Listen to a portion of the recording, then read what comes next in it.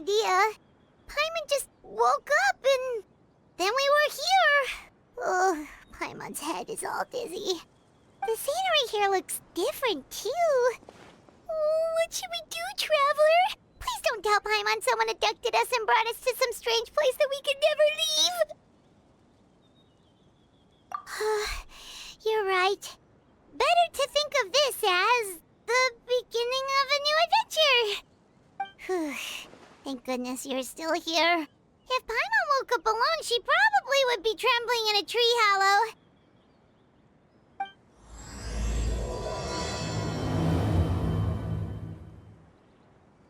Let's follow this path for now. We might be able to meet someone and figure out what this place is all about.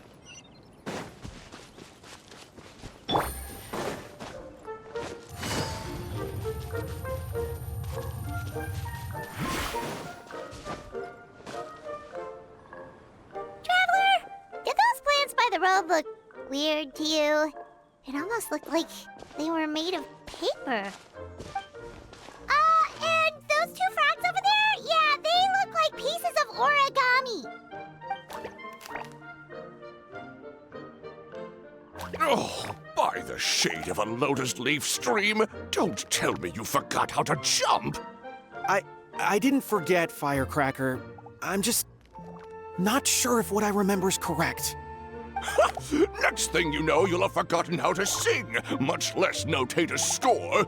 You still remember why we call you Stream, don't you? Yeah, because I've got a great singing voice. Although these days, name seems more ironic than anything.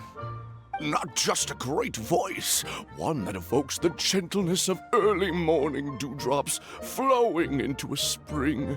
So cheer up and make the jump over. If you're still unsure, just use that roll of magic thread. I won't laugh, I promise. Now, don't tell me you've forgotten how to use that as well. I haven't forgotten everything, Firecracker. Your name, for instance. It's kind of hard to forget that you're named after your fiery temper. Now do me a favor and pipe down for a second. I'll be right over.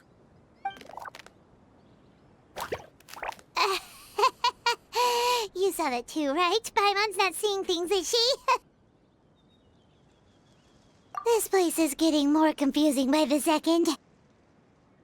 Anyway, why don't we go after those two frogs? They didn't look evil or anything. Plus, they might be able to help us out.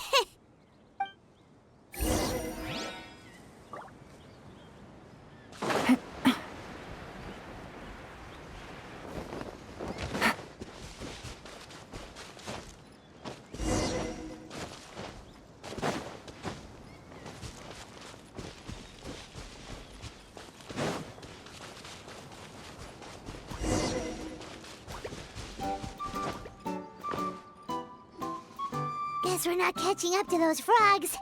They were so fast. Paimon couldn't even tell where they hopped off to in the end. Excuse me, honored travelers. Did you come from the Cliff of Prophecy, perchance? The chubby paper hamster just talked. Chubby? Who are you calling chubby?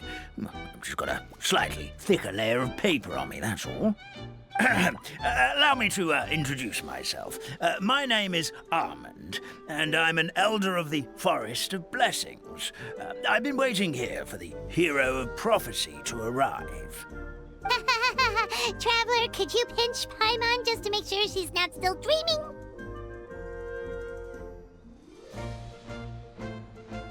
Pinching, you say? Well, I can help with that. Although you'll have to get a little closer. My arms are rather short. That's all right. We just need a minute to collect ourselves. Okay, let's think things through. We know for sure this isn't the world we're familiar with.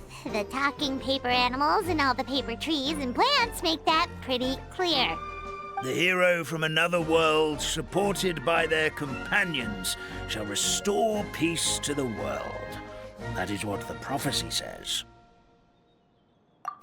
Dearie me, I completely forgot to introduce you to this world, didn't I? And here I am, getting all excited by the arrival of the hero. You'll have to excuse me. This old brain isn't what it once was. All shell and no nut. Oh well, perhaps my once glossy paper has faded past the point of no return. It's okay, really. You can just tell us all about this world now. Let me think. Where should I even begin? Pretty much forgotten everything that happened in the past. Right. I believe the story circulating along the pulp of this forest goes as follows. A long, long time ago, 3 goddesses created this world and named it Simulanka. The goddess of creation, who presides over matter and magic, created the mountains and rivers and gave us life. Her powers also paved the way for Simulanka to exist in numerous worlds. After the goddess of creation came the goddess of prophecy, with dominion over the stars and the course of fate itself. She induced the sky to spin and the earth to move. Even to this day, her statue still stands tall at the highest point of Constellation Metropole. The final goddess was the goddess of fate, she who reigns over all treasured tales and dearest wishes. She bestowed upon us the fierce and everlasting feelings of love and hate, and showed us the meaning of death and hope. Whoa, they all seem super impressive. Sounds like they really did a lot. Of course. All new residents of Simulanka come to the forest to thank the goddess of creation for founding this world, and travel to Constellation Metropole to witness the divinations of the goddess of prophecy's numerous oracles. After that, they make their way to the end of the world and tell the goddess of fate about their most cherished dreams. Well, at least that's how it used to be. How it used to be? Did something bad happen?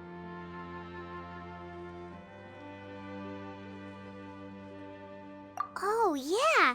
That has to do with the hero you're waiting for, right?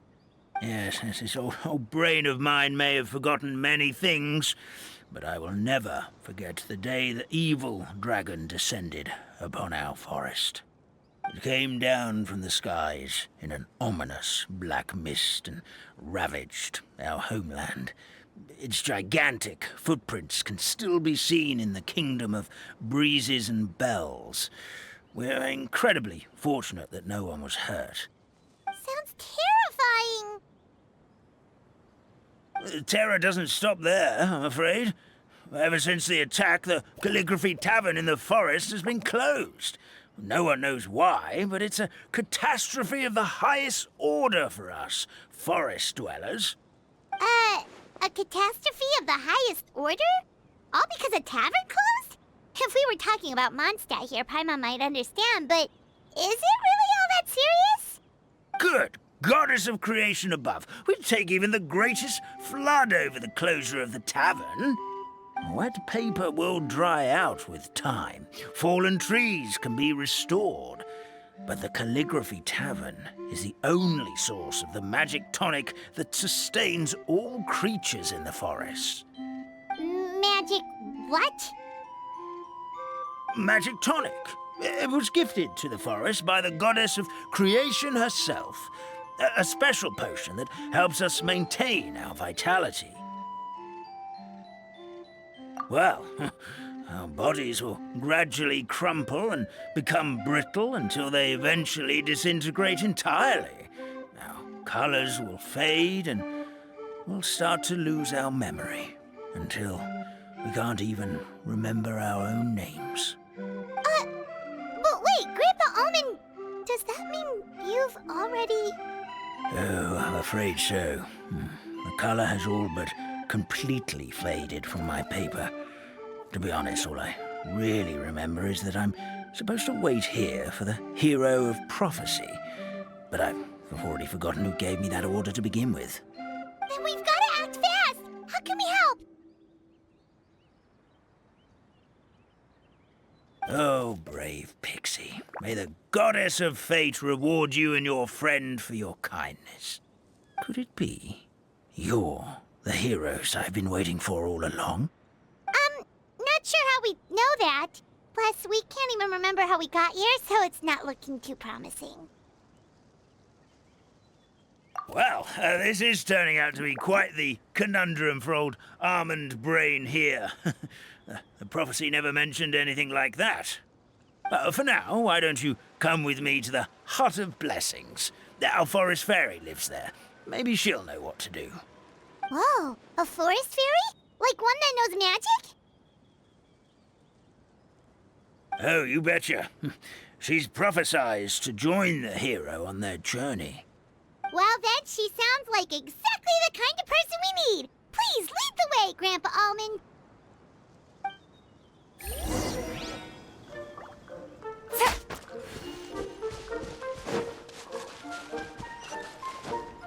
Take it easy. That meadow over there looks pretty strange. That's what the calligraphy tavern looks like. Now it's lost all of its color.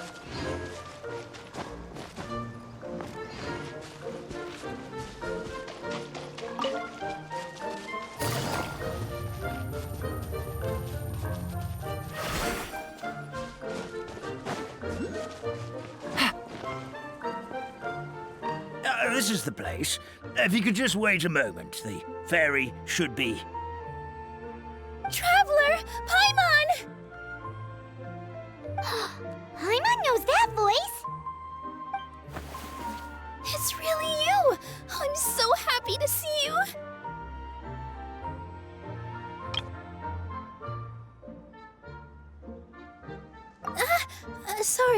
Sorry. So Nilu is the forest fairy? Well, you certainly look the part. Thank you. To be honest, I'm still getting used to it. It's the weirdest thing. I remember I was reading a book at the Grand Bazaar, and then I guess I must have fallen asleep at some point because, well, then I woke up dressed like this. And in my dream, someone spoke to me. They said, "You are the fairy of the Forest of Blessings. Now go, save the forest with your magic."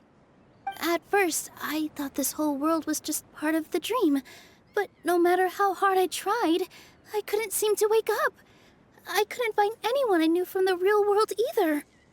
Sounds similar to what happened with us. We also have no idea how we got here. Anyway, sorry for my reaction back there. I got a bit too excited when I saw you two. It's okay, we totally understand. We were looking for a way out, too. At least we know we're not alone. Oh, blessed be the goddess of fate above. You're already friends with the fairy of the forest. Grandpa Almond, thank you so much for bringing my friends here. Could you let the others know I'm coming? I'll head over right away.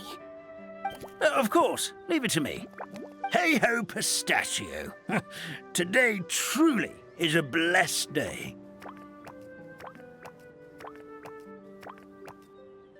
Wow, Nilu. Looks like you made short work of getting to know the locals. Well, when I arrived here yesterday, Grandpa Almond told me all about the state of this world. Since they think of me as their forest fairy, I just felt like I had to try to help them. Oh, so you mean like using some kind of forest magic to repair the tavern? Unfortunately, I don't know how to use the magic of this world. I've tried using my vision, but it doesn't seem to work here. If the books stored in this hut are anything to go by, this seems to be the place where the goddess of creation first made the townspeople of this forest. She folded the pages of books into small origami animals, gave them life with her magic, and with time, that's how the Forest of Blessings took shape. Maybe one of the books here could teach us how to use magic. I read them all, but only found one reference to magic. The incantation, abracadabra, means to create what I say. This is a world made up of words, where fantastical powers can be wielded by all. Okay, so basically everyone in this world can use magic? That's nice, but still kind of vague. Yeah, from the other books I read, it seems like this goddess really likes to play fast and loose with the details. So, what should we do now? Didn't you say you were going somewhere, Nilu? Oh, yes. I was going to help some of the other residents of the forest. They've been busy making preparations to reopen the tavern, so I thought I could help out. Got it! Guess we should just focus on what we can do for now. This whole thing is making me pretty nervous, actually. It's like I've been pushed on stage without being taught the choreography. Since I'm already wearing the costume, though, I might as well try to play the part. It's what a professional dancer would do. And who knows? Maybe I'll find my own magic along the way. All I can do is try, right? At least you're optimistic. Thank you. Then let's go.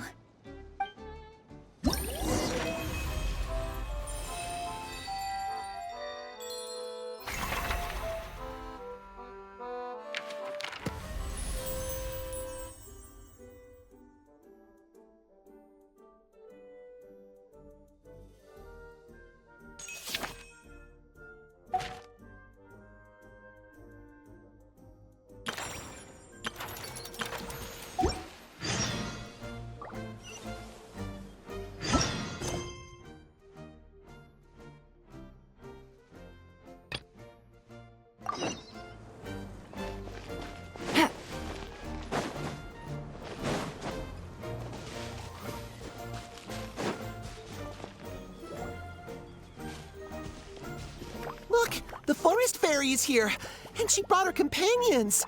Grandpa Almond was right, they do look promising. Hello there, everyone. I heard you were working on the piping for the calligraphy tavern. Is there anything we can do to help? Oh, we wouldn't dream of troubling you with our petty problems, my lady. Don't you worry, we have it all under control. You sure about that? Because from where Paimon's floating, the piping is looking pretty chaotic. Ah, yes, we have my careless friend to thank for that. He promised we could leave the pipe connecting to him, and, well, the results speak for themselves. Hey, I just wanted to inspect each pipe.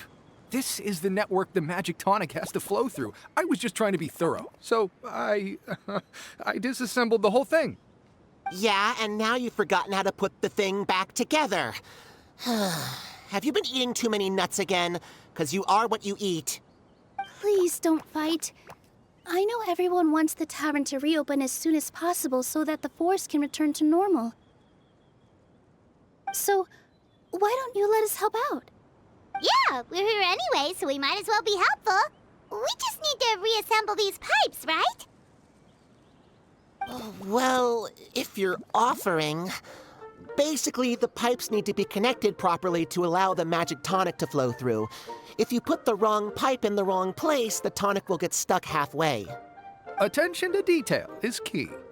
Says the guy who messed up the whole thing in the first place.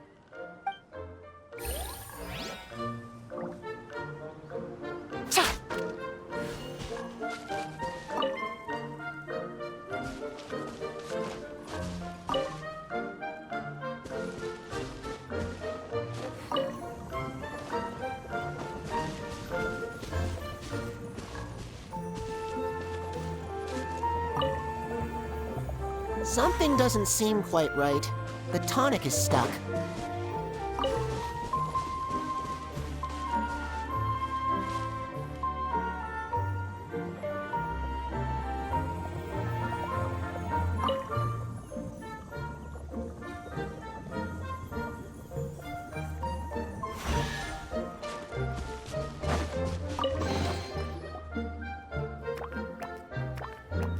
Oh, amazing! You did it! Now the tonic will flow into everyone's cups without getting stuck, right? Oh, gotta say though, Paimon is starting to get pretty curious about this magic tonic. Could she have a teeny tiny sip? Just a little taste, please?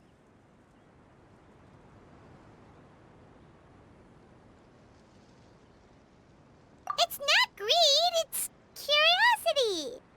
Well, if it's really just one sip, I guess that would be fine. Just be careful. This is one of the last cups left in the entire forest. We're supposed to save it for our research. Just a sip, promise. Okay, here it goes. We won't... What? What was that? Oh, it's sticking in the Paimon's tongue. Wait, is this just regular ink? Wait, does that mean what the legend says is true? The goddess of fate used ink to compose her stories on paper, and the goddess of creation used her power to bring those tales to life. No wonder the tavern is so important to the forest. Maybe the fading disorder occurs when the ink within the body dries up. That would explain why the beings here are forgetting their own stories. Oh. I'm not really sure I can really wrap my head around this conversation, but there's no need to get all worked up on our behalf, my lady. With the pipe installed, I'm sure the tavern will be up and running in no time. What do you mean, can't wrap your head around it? The fairy is recounting the story of how the goddesses gave us life. In fact, I've seen the goddess of creation with my own eyes. Really? Don't be ridiculous. There's no way you're old enough to have met her. We're the same age, and I think I would know considering we went to tell our wishes to the goddess of fate together. So stop talking a load of papier-mâché. Oh, fine. It was my grandfather, all right? He was the one that saw her. He said that one day after he finished work, he saw the goddess of creation grant us life with his own eyes. In her hands, she held the very paper used to form our bodies.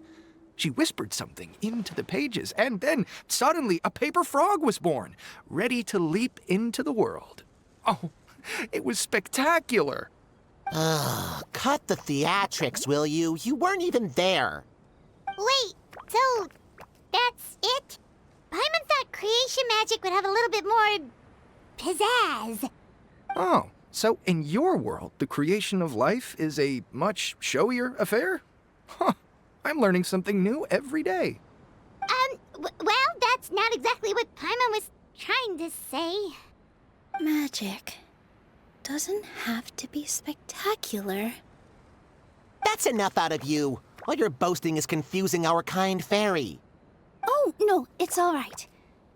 I actually think I understand the magic of this world a bit better now. Thank you. The honor was all ours, milady. Traveler, Paimon, we should make our way to the next location.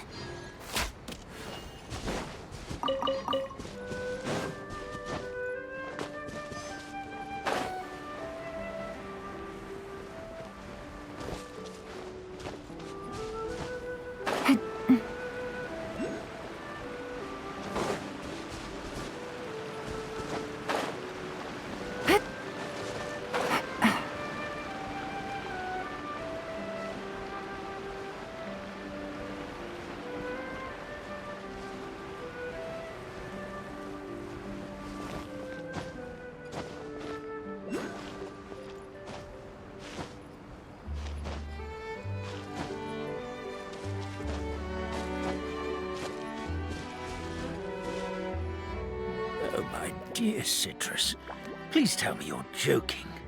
We can't have you out of commission with the tavern about to reopen. I'm sorry, Grandpa Almond. It's the truth. I was just too excited for the reopening and must have fallen asleep in an awkward position. Grandpa Almond, we're here to help. Oh, hazelnuts on high. You could not have come at a better time. Please allow me to introduce you. This is the bartender of the Calligraphy Tavern, Miss Citrus. Miss Citrus is supposed to add all kinds of delicious fruits to the magic tonic. Her additions are what turn it into the finest brew in the land. She's indispensable to the operation of the tavern. I appreciate the kind words, Grandpa Almond, but... Ow, my neck. Are you all right? Terrible timing. getting a kink in my neck at a time like this. Could you give my tail a little twist? That should help free up the movement in my neck. I would do it myself, but I can't reach my own, and Grandpa Almond is too old and as light as a feather. The neck and tail are connected? Of course they're connected. Just like how you can't have a rainbow without rain. Anyway, you just need to position me at the right height to pick the fruits, and then put them in the barrel over there.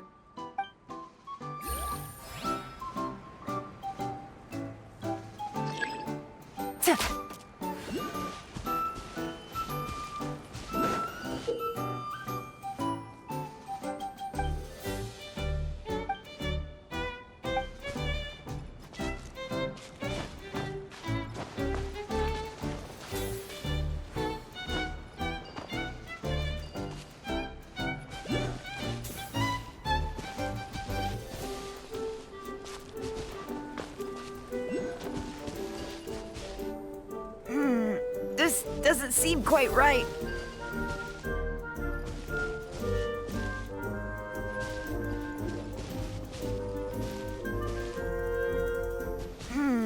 This doesn't seem quite right.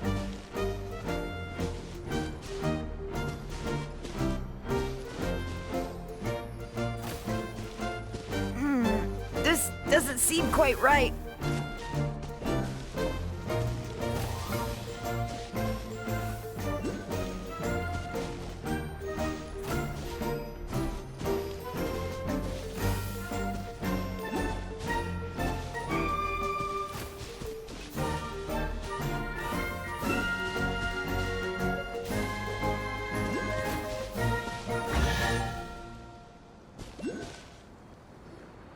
Perfect!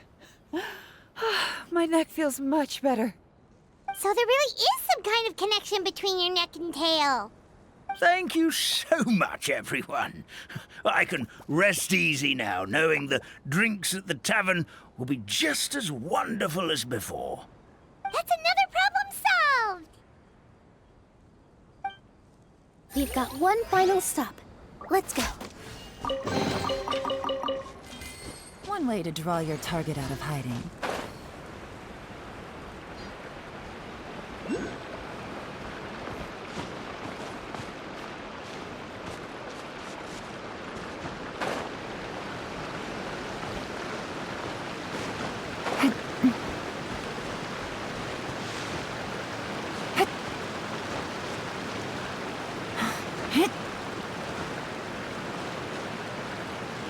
Yeah.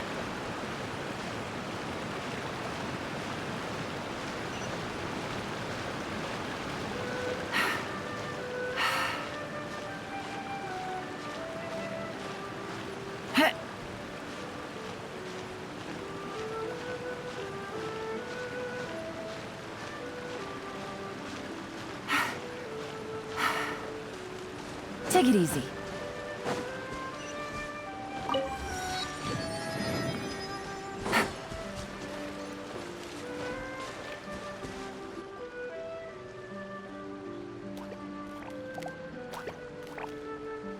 Oh, Stream! Your rhythm is off again! At this rate, it doesn't even matter if the tavern reopens. The band's not even going to get any gigs! I'm sorry. Hello there. I hope we aren't interrupting your rehearsal. Wait, these are the two frogs we saw on the road a little while ago. Oh, the forest fairy is here! For the love of lotus leaves and dewdrop, Stream, you've really got to put in some effort now. But Oh, don't pressure yourselves on my account. Are you rehearsing for a show? Sure are. You see, our group regularly performs for guests at the tavern. We've been out of work for quite some time, with the closure and all, but after hearing of the fairy's arrival yesterday, we figured we needed to get in performance shape right away. I understand how you feel. Back at the Grand Bazaar, Zubair Theater's always busy with rehearsals too. The Grand Bazaar? Do people there sing on lotus leaves as well? Yeah, they do. And it's a really big one. You're the conductor of your group, aren't you? You remind me of Mr. Zubair.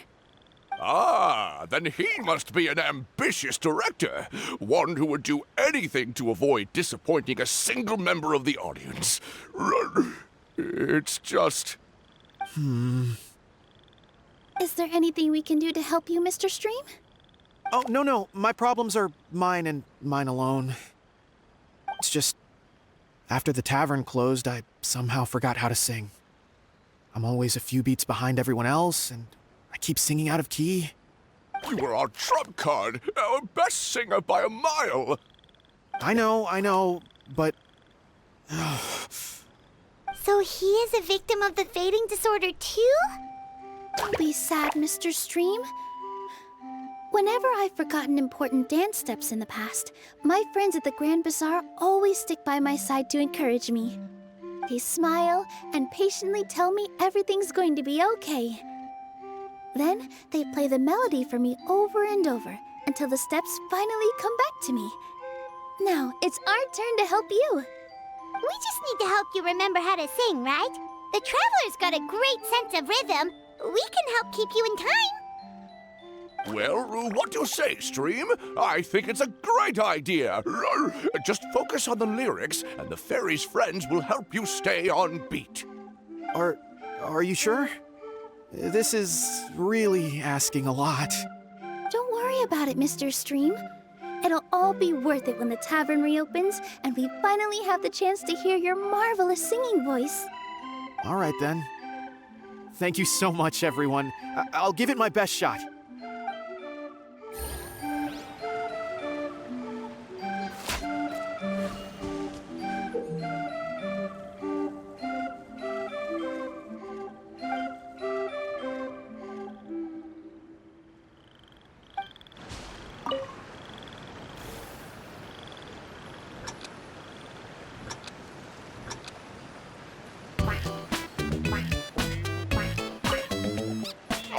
No good! Your rhythm is off again!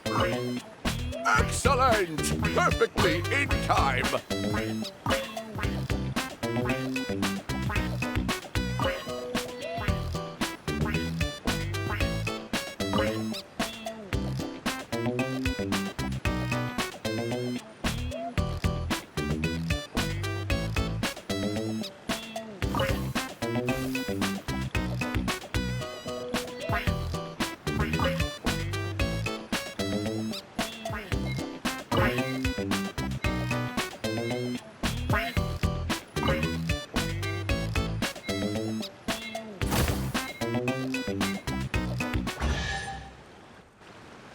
I feel like I'm getting the hang of it again.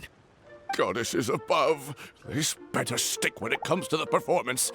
Just do it exactly like how we rehearsed. Thank you, everyone. Thanks to you, my voice is once again as clear as a flowing stream.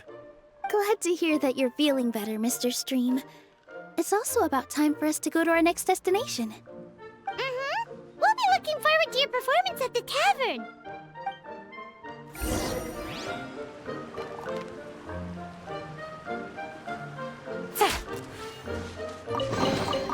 Treasure. What?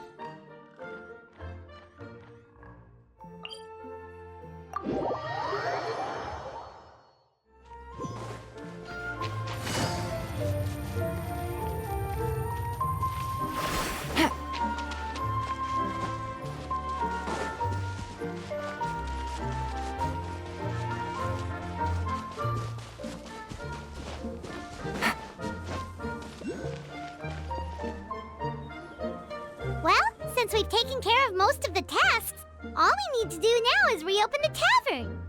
But we still don't know how to use the magic of this world. We don't even know why the tavern closed in the first place. Oh, what about the method that one hamster mentioned? You should try it, Nilu. You mean the creation magic his grandfather saw outside the Hut of Blessings? I wonder. How exactly did the goddess of creation give them life? Maybe you don't need to understand it. Just give it a try. Everyone here calls you the Forest Fairy.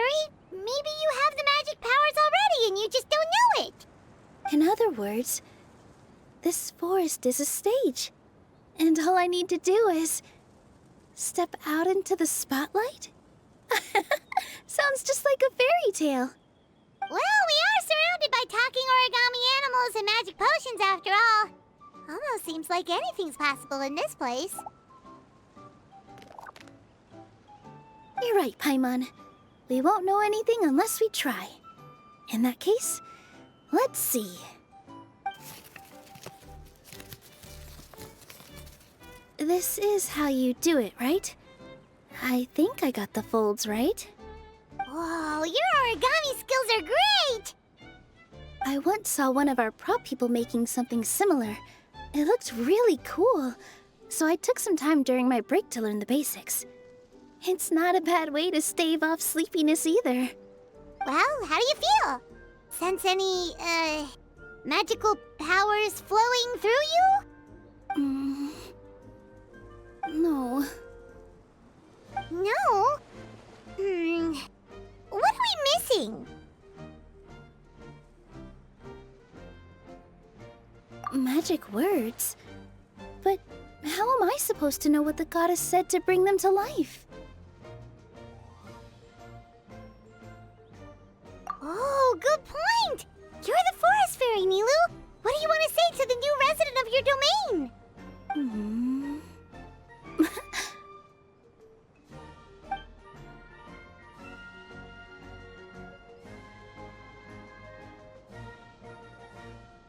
I bestow upon you the blessings of the forest and offer you a home in this land. Your name shall be Harisara. May you bloom in this world as beautifully as the flower I love. My name is Parisara. It worked! It actually worked! Well, peel my shell and call me a nut. I never imagined I'd witness such a miracle at my age. It's just like what the stories said about the goddess of creation. Shell? Miracle? Nice to meet you, Parisara. I'm Nilu, the fairy of this forest. From this day forward, this place is now your home. Hello, Fairy Nilu. I hope you'll grow up happily in this forest. Grow up. Oh, you can leave the little one with old Armand for now. Oh, this sure brings back memories. It's been such a long time since we last held a welcome ceremony. Here, Parisara. Come to Grandpa Armand. Well, now that Nilu has mastered the goddess's magic, we should be able to reopen the tavern, right? Grandpa Almond, could you send a few people to check the underground space beneath the tavern? Oh, of course.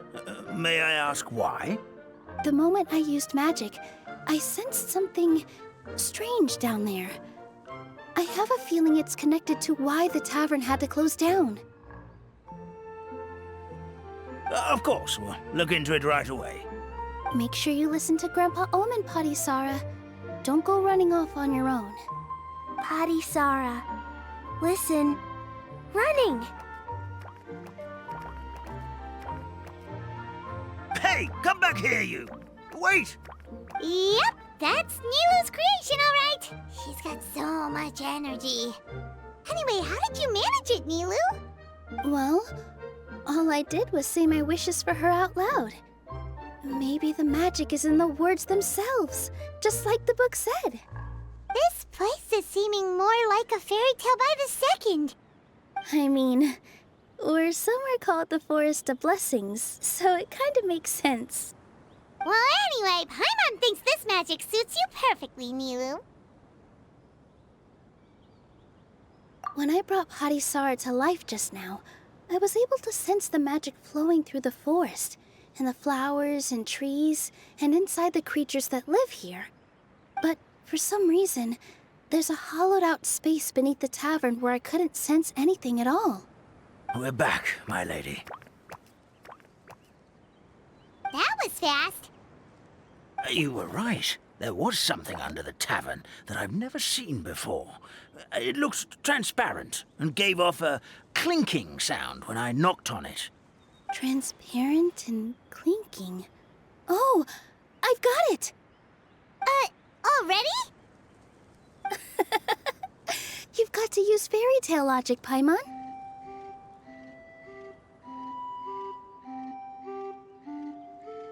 That's right. An empty ink bottle, to be exact.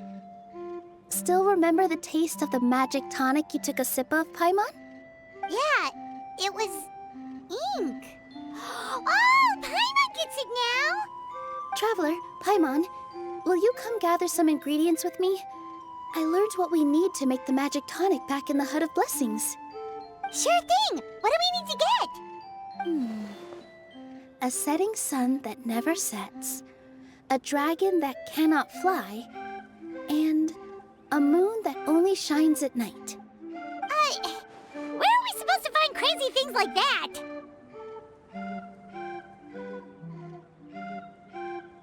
What? How did you get that so fast?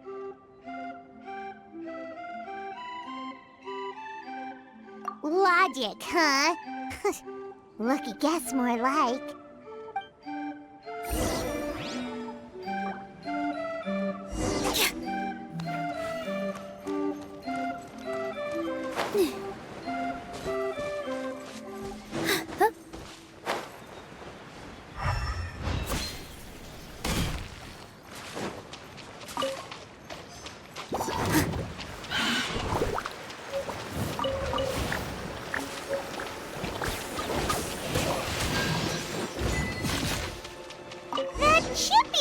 Right? What should we do now? Let's go back to the Hut of Blessings.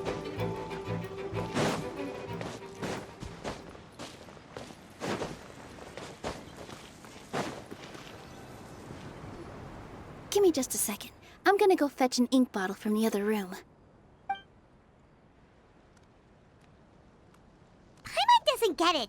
All the ingredients are super tasty, but somehow the final product turns into ink. Well, anyway, Paimon's not going anywhere near this stuff this time. Not even if you bribed her. Sorry to keep you waiting.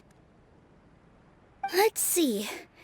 According to the book, first you do this, then this, and then... It's done! Wow, magic sure makes everything super convenient.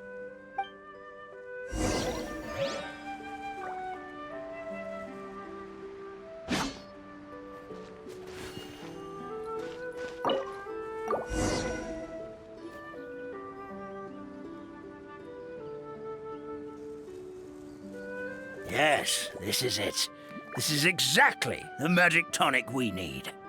Grandpa Almond, could you take the concoction to the room underneath the tavern and place it next to the transparent bottle you found? I'll handle the rest. Of course. As you command, so it shall be done. I still get nervous at times like this. It's just like when you step on stage and you can tell that every single person's gaze is fixed right on you.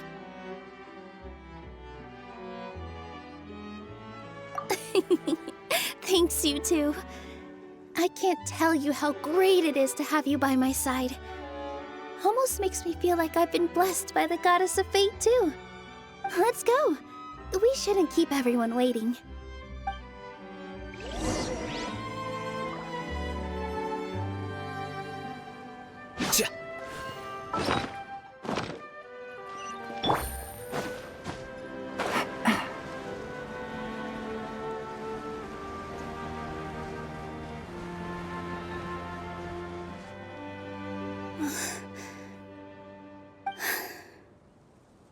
Forest, please heed my words and accept my blessings.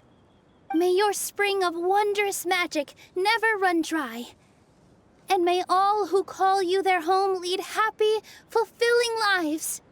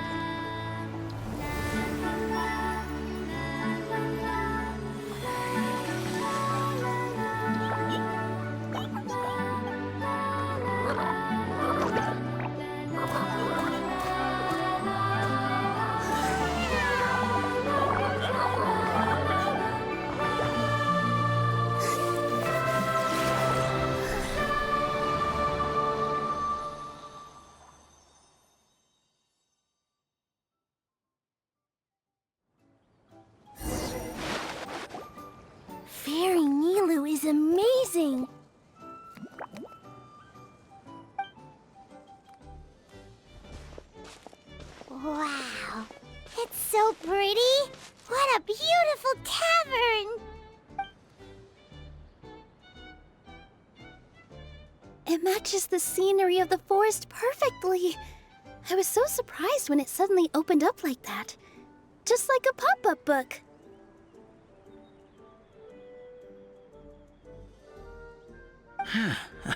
I remember now. I remember everything. It was me. I was the one who went to the top of Constellation Metropole and witnessed the goddess's prophecy. The hero who shall save this world will descend upon the cliff of prophecy. The hero, supported by their companions, shall restore peace to this world. So the prophecy really did have all the answers. You just forgot the first half.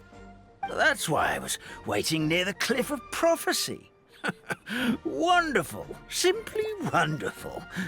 There's still some hope left for old Armand after all. Is the Cliff of Prophecy that place with the huge mural? 'Cause that is where we woke up, but we don't remember anything about how we got there. Also, we didn't get a change of clothes like Nilu. Are we definitely the heroes? If not you, then who else? You've already helped the fairy revitalize our forest. To us, that makes you heroes, prophesized or not. All right. Either way, we're going to keep adventuring, even if it's just to figure out how we can get back to our world.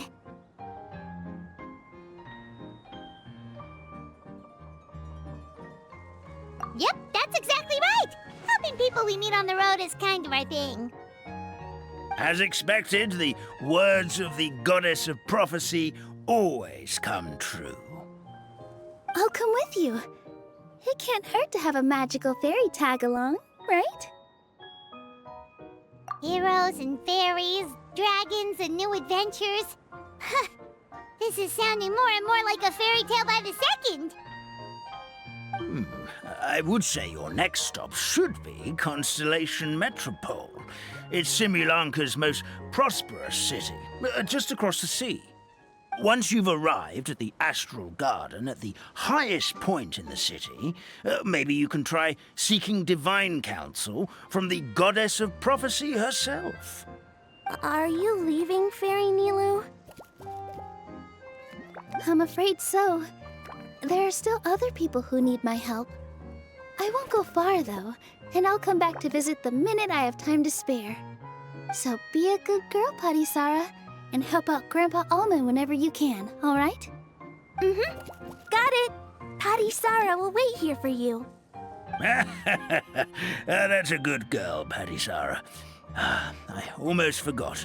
If Constellation Metropole is where you're heading, you'll need to take the Maritime Express. I'll head to the station first thing tomorrow morning and wake up that lazy station master for you. Why don't you take a break for the rest of the day? You should savor the beautiful scenery of the forest before you go. Sounds great! Paimon definitely feels tired after being on the go for so long. There's a spot in the tavern with Paimon's name on it. Oh, sounds like someone's ready to order. Oh, well, if you're offering. Paimon will take a glass of Buell fruit tonic. But hold the tonic.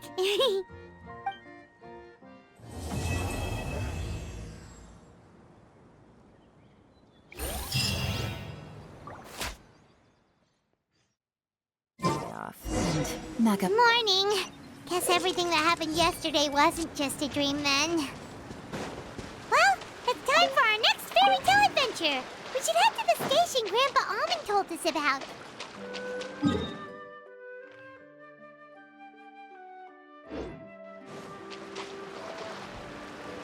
Take it easy.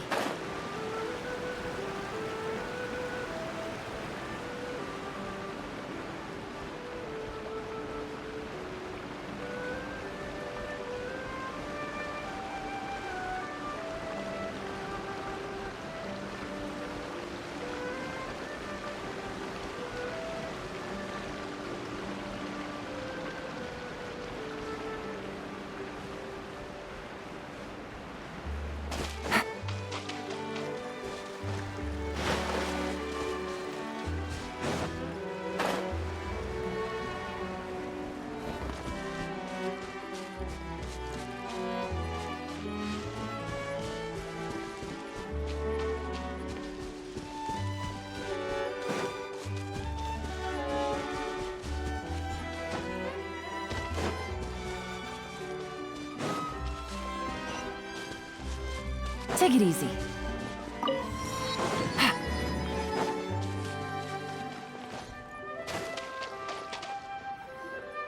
Get up, said Jewel. Time to get to work, you lazy bones. I can't remember how to call the train. Just let me sleep a little longer, then I'm sure I'll remember. Don't try to pull one over on me, young man. Your fading disorder has been cured. I saw you chugging cup after cup of magic tonic in the tavern last night. You must be mistaken, Grandpa Allman. That guy definitely wasn't me. Oh, you remember my name now, do you? Then it seems like you're all better. You had no idea who I was when you were fading. Now, enough of your nonsense. Get up. The fairy and her friends are going to be here any second. All right, I'm up. The Maritime Express should be here soon. That's more like it. Lie there any longer and you'll start gathering dust. Is everything okay? The hero, his pixie companion, and the forest fairy. Oh, I didn't know you were already here. Merciful macadamias. I'm sorry you had to see that. Oh, it's all right. Paimon knows the feeling. Who doesn't want to sleep in first thing in the morning? Does the Maritime Express run out of Constellation Metropole? Yes, each train needs a conductor to operate, and the conductors are always from the capital. The more difficult maneuvers are a little too complicated when you're made of paper. Oh, so you mean the people of Constellation Metropole aren't origami animals like you? Well, the city welcomes visitors from all over the world, so you're bound to run into some forest dwellers there. But yes, generally speaking, the residents of Constellation Metropole look quite different from us. You'll see for yourself soon enough. Here comes the train.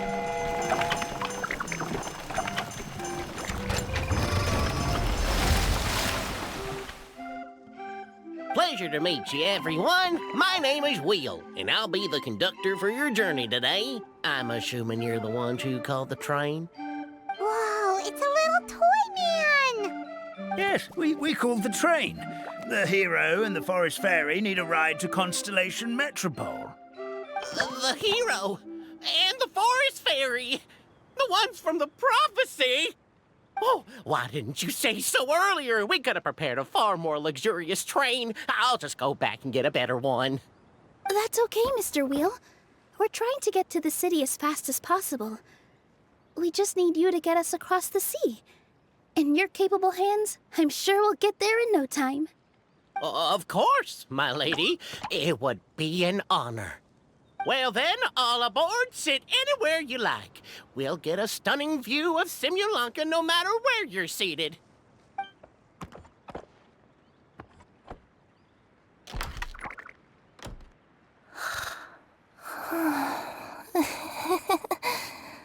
Oh, breakfast.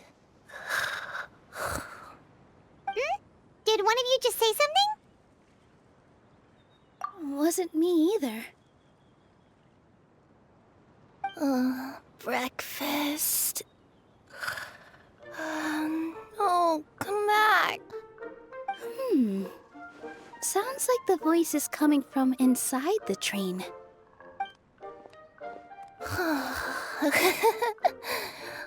Fish.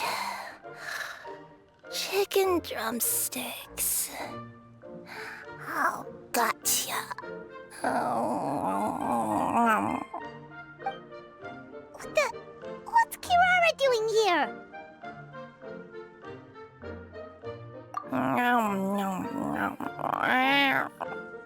Is she a friend of yours? Oh, let Paimon introduce you. This is Kirara. She's... Oh, wait. Actually, maybe we should wake her up first. So noisy. Is it morning already?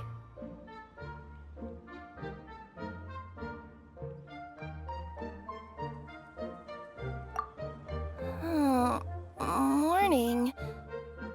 Huh? Huh? Traveler! Paimon! It's you? Which means... Oh, thank goodness. It was all a dream after all. Oh, gotta hand it to my imagination. It all felt super real. There were these toy people, but they were alive and they could talk. Madam, sleeping overnight in the train car is prohibited.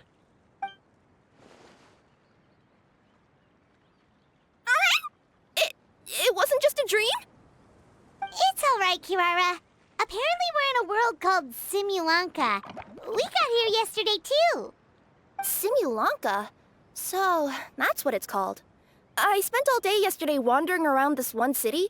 The toy people called it Constellation Metropole. I was trying to find a way to get back home. I was seriously starting to think I had gotten on the bad side of some great yokai and gotten swallowed whole. Ah, I take it you're Inazuman then, Miss Kirara? She sure is. But, Kirara here is kinda special. Let Paimon introduce you for real this time. Kirara is a Nekomata from Inazuma. She works as a courier for Maritime Express. Huh, nice to meet you. I'm Nilu, a member of Zubair Theater. You can usually find us performing in Sumeru City's Grand Bazaar. Right now, though, I suppose I should introduce myself as the Fairy of the Forest of Blessings. Oh, you're Nilu! I've heard a lot about you from my deliveries in Sumeru. I even saw one of your performances back in the day. You're an amazing dancer. But, did you say you were a forest fairy? Oh, yeah, that's her new identity here in Simulanka. Oh, speaking of new identities, looks like you got a new outfit yourself, Kirara! Yeah, I know! It confused the heck out of me yesterday. I just woke up in a set of brand new clothes I'd never seen before. That must mean you have a big part to play here, too!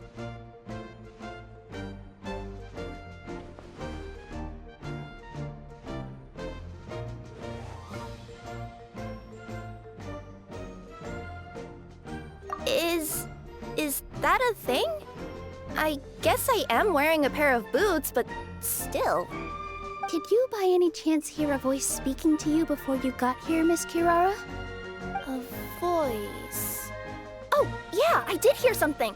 But I was so freaked out my tails got all tangled. So I, didn't catch much of what was said. Sorry for the interruption. But this, Nekomata friend of yours, she doesn't eat hamsters, does she? Or frogs?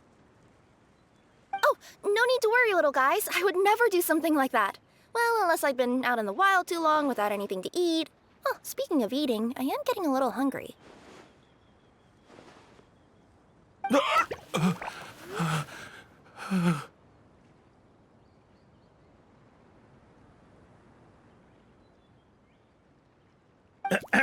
Where are your manners, everyone? This young lady is a trusted friend of our esteemed hero. Now, I know a fear of felines is etched into us with ink, but I'm certain Miss Nekomata in boots here means us no harm.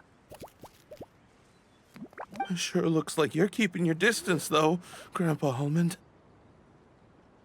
You will have nothing to fear, I promise. I met some origami animals in Constellation Metropole yesterday, and I even made sure to retract my claws so I didn't hurt them by accident. Plus, you all look just about as tasty as the cardboard boxes I deliver. Not that I'd try to eat you even if you did look tasty. Promise.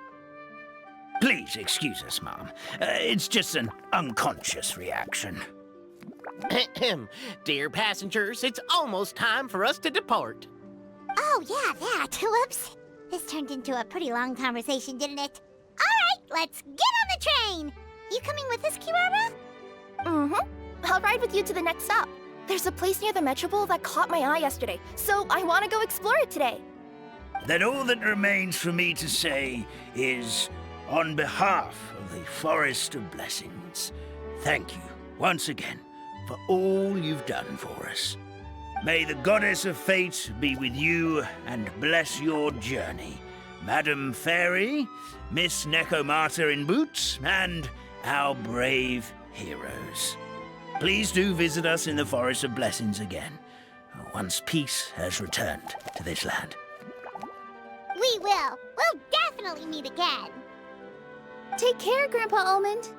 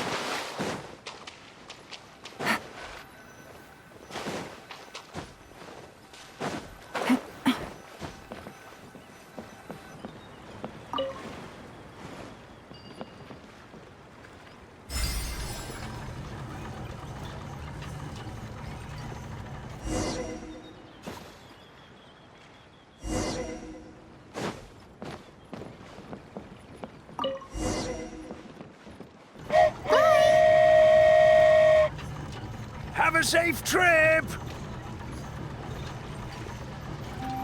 Wow, a train ride over the sea? What an incredible view! Please keep your head and arms inside the train at all times. We don't want anyone falling into the sea.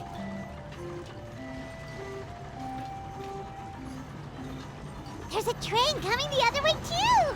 Hey! And now that the fading disorder is cured, I'm sure the forest will be a lively place again in no time. I gotta go explore that forest at some point. It looked so pretty from the train. I just hope they, won't be too scared of me. We'll be arriving at our destination shortly. Please prepare to disembark.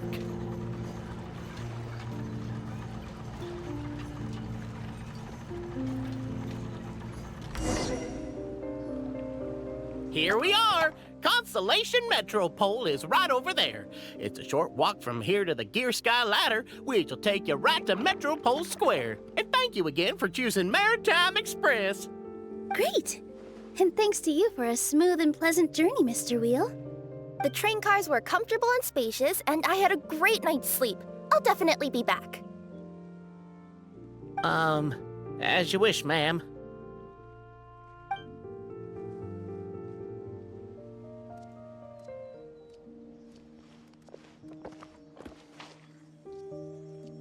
Where should we go next? Is that place you wanted to check out nearby?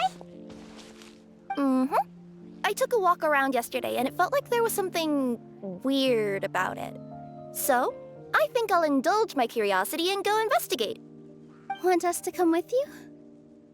It's okay. You guys go ahead and visit the Metropole for now. Hopefully, that's where you'll be able to find out some more about this world. I pretty much explored the whole place from the rooftops yesterday, but for some reason, this is the place that caught my attention. You know what I mean, right? Like, when you get a stone stuck in your claw or something, it keeps nagging at you to dig it out, but you can't focus on anything else until you do. Don't worry, if you run into any trouble, I'll be there faster than you can say gold-level courier of the Constellation Express. Okay, fair enough. We'll head to the Metropole then. Guess this is where we say bye for now. Mm-hmm. Don't worry about me. Let's not forget, I'm a yokai.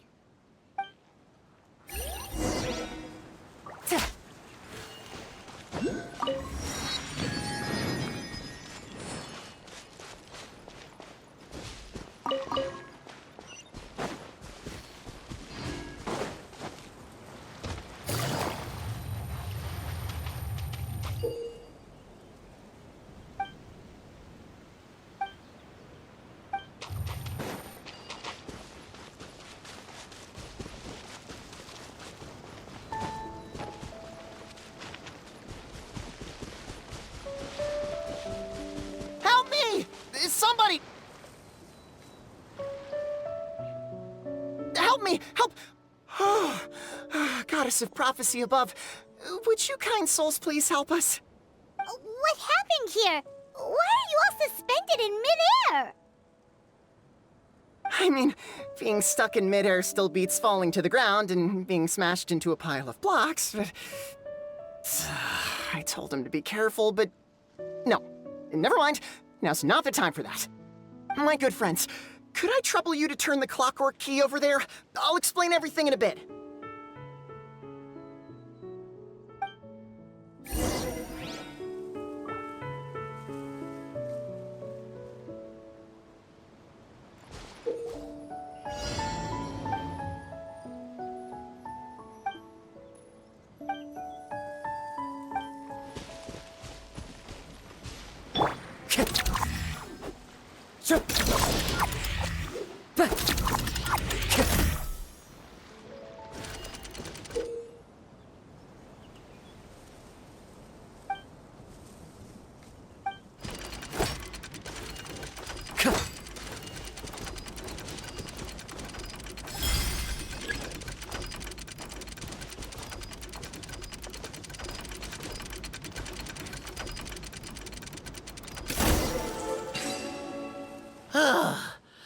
Thank you.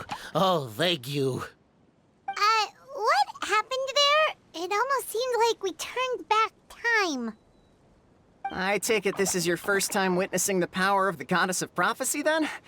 If so, I can see why you might think that. Basically, this is a gift bestowed upon Constellation Metropole by the Goddess of Prophecy, who rules over the natural course of all things. It helps those who have deviated from their proper path to get back on track. Proper path? Do you mean everything that happens in the Metropole has been planned out since the very beginning? Why are you saying that as if it's a bad thing? You're not explaining it clearly. Here, allow me.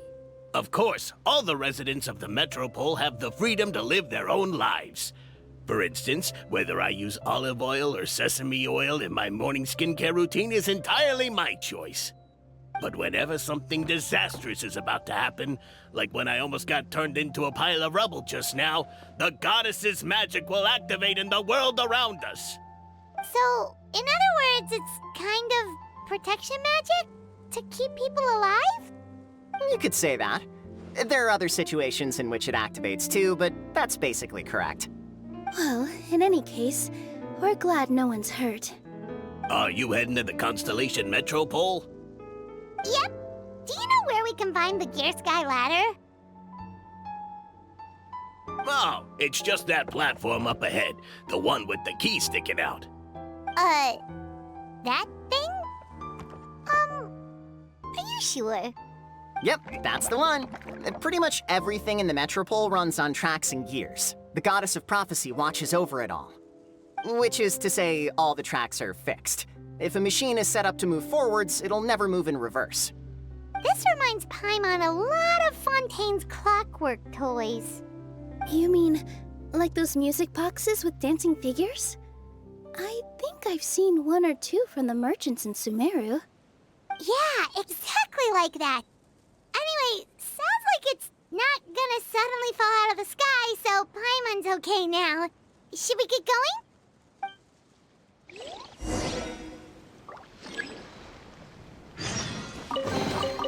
A favor.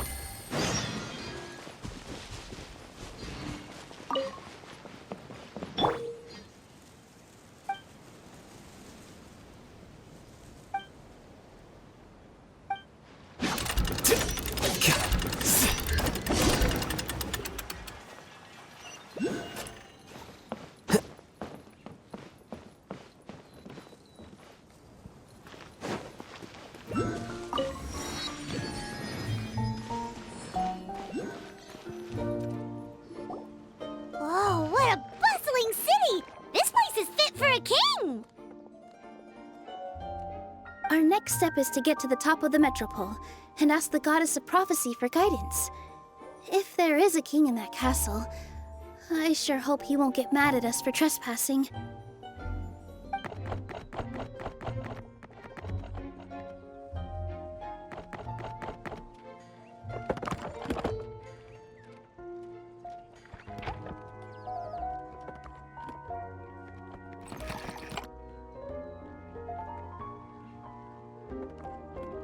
Make way for the king! Oh, darn, we jinxed it. Oh, no. Did he overhear us talking about us sneaking into his castle? Paimon hopes he's not mad. Silence! The one who shall soon stand before you is the ruler of Constellation Metropole, the one who descended after a meteor shower, and the protector of order and all the stars in the sky.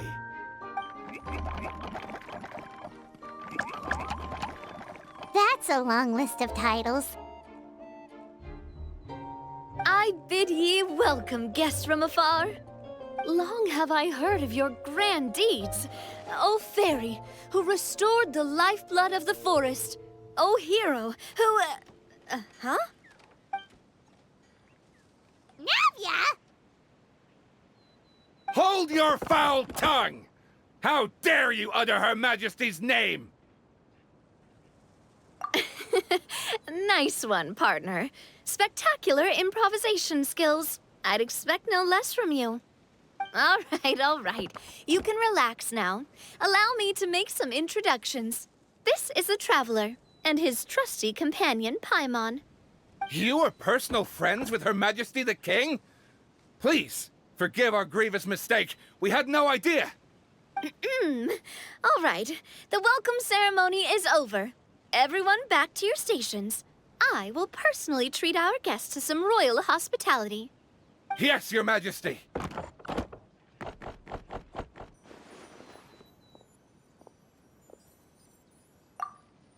Oh, come on. I've already sent them off. So, anyway, how did you guys get here? We were gonna ask you the same thing! Also, how are you already king of this nation? And where did you get a crown? Oh, wait, don't say it! You just woke up like this, right? Sounds like you've answered your own question. But before I woke up, I heard a voice say to me, "You are the king of Constellation Metropole. Now go forth and save your city." A similar thing happened to me. Oh, yeah, sorry. You must be the fairy of the Forest of Blessings, right? Mm-hmm. This is Nilu, a friend that we made during our time in Sumeru. Nice to meet you, Miss Nilu. I'm Navia, the president of Spina di Rosula. If you ever get the chance to go to Fontaine, make sure you come and visit me. I'm based in Poisson. Seems like you're taking this all in stride. Aren't you nervous about getting stuck here and never being able to get back home? Why would I be worried about that? We've faced much bigger problems than this before, and we always pull through. This should be a piece of cake. Besides, life's always full of surprises.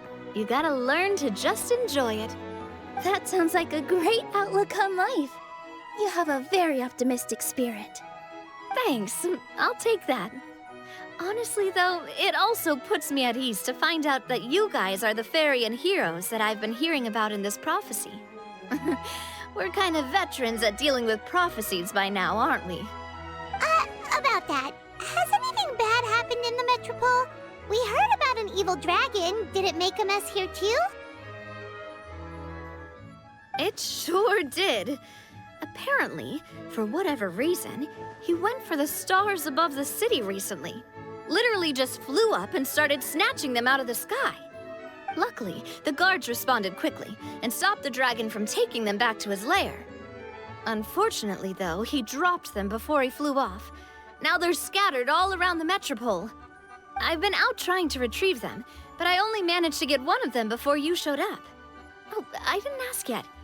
What brings you to the Metropole anyway? Oh, Paimon can explain.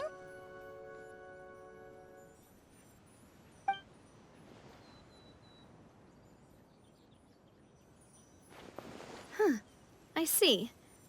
So, you want to consult the oracle of the Goddess of Prophecy. Do you know how we can do that, Miss Navia? Well, the goddess's statue is indeed at the top of the castle. I can take you up there.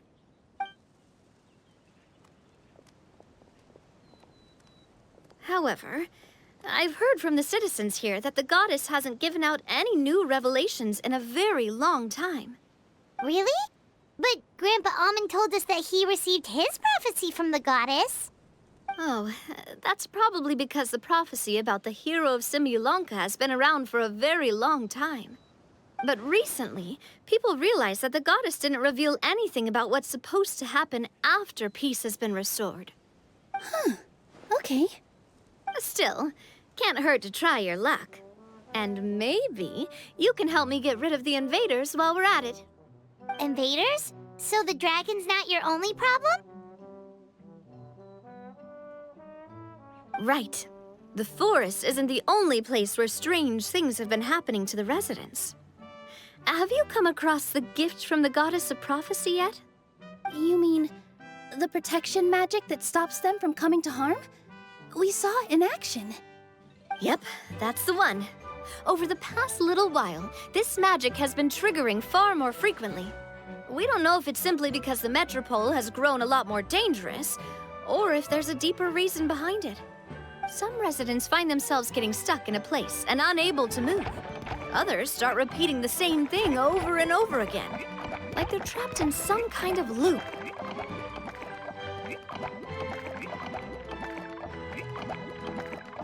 If we were to use clockwork toys as an analogy, could it be that the tracks have eroded, or the gears have slid out of place? That's exactly right, Nilu. That's basically what's happening. Anyway, some of the monsters outside the city saw this as an opportunity to launch an invasion. But we didn't see a single monster on our way here. That's because I already took care of most of them over the past couple of days. Of the remaining few, we trapped some of them inside the castle and chased the rest back out of the city.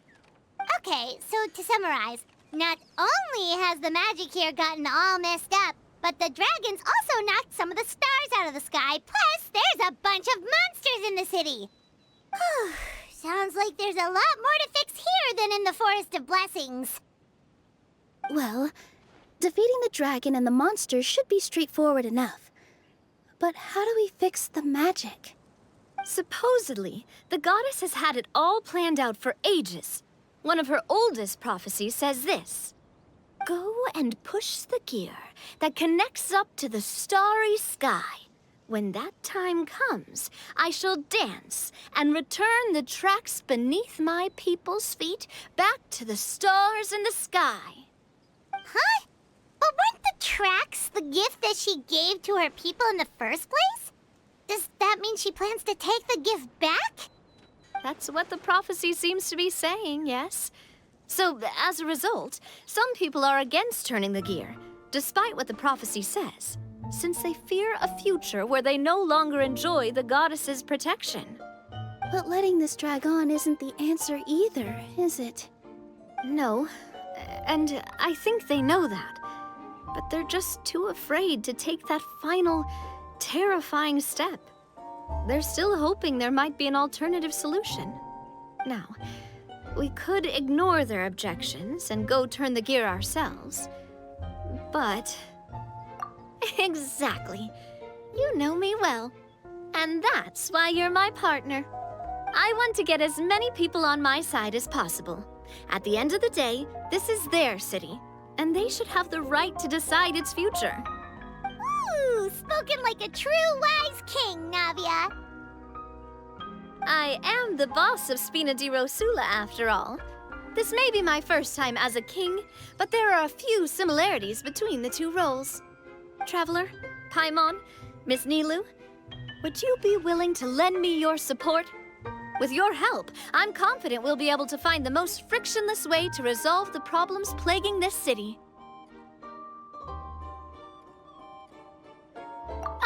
Thanks, partner.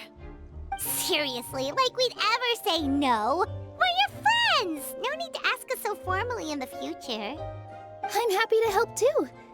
This is a beautiful city, and just like the Forest of Blessings, I would love to see it return to normal as soon as possible. Great. As the king of Constellation Metropole, I extend to you my gratitude. All right, everyone, follow me. I'll show you the way to the goddess statue at the top of the Metropole. And stay close. You don't want to get lost in my castle. It's huge.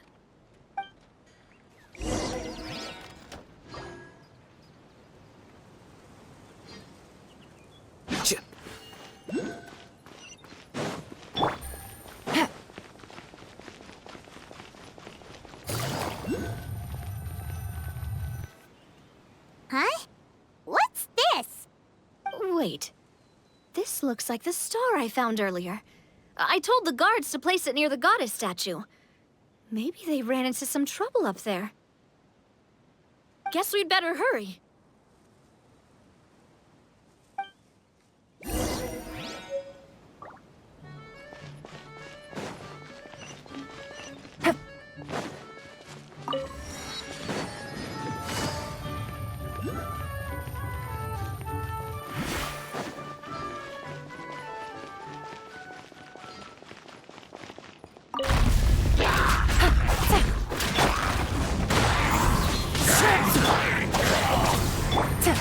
Gotcha!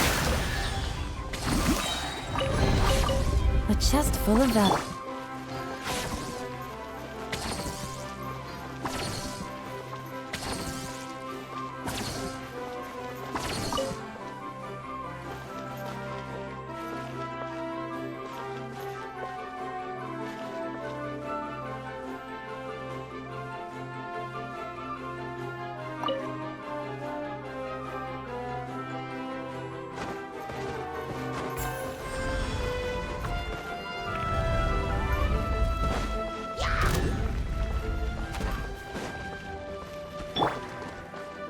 The wind knows me.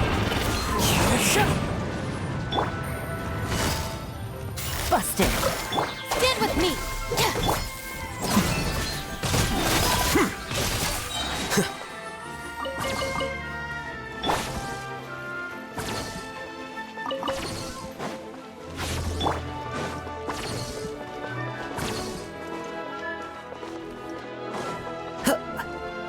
Whoa!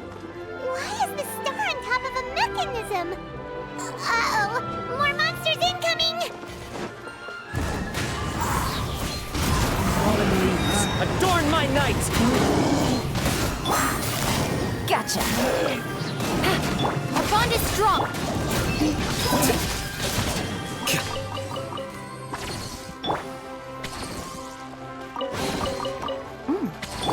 Time to go. The wind knows me.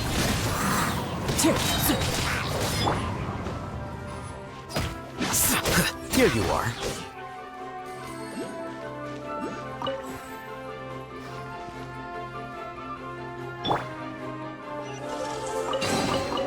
Brings a smile to my face.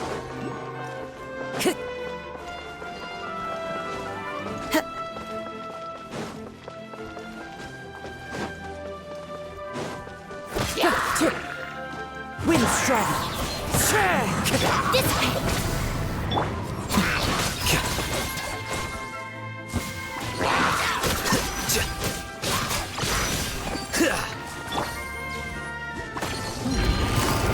Quietly now.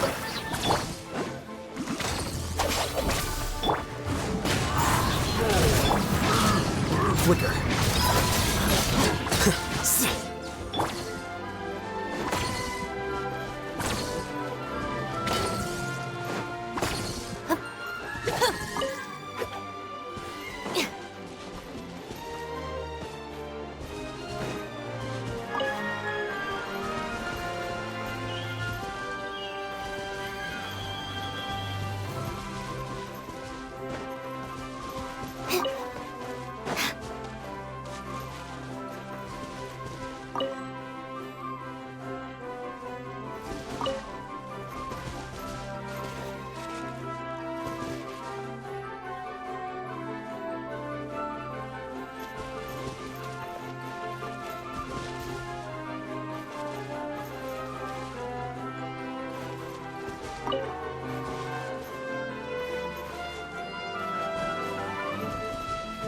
Another one in the bag! That sure was rough. Every little bit counts.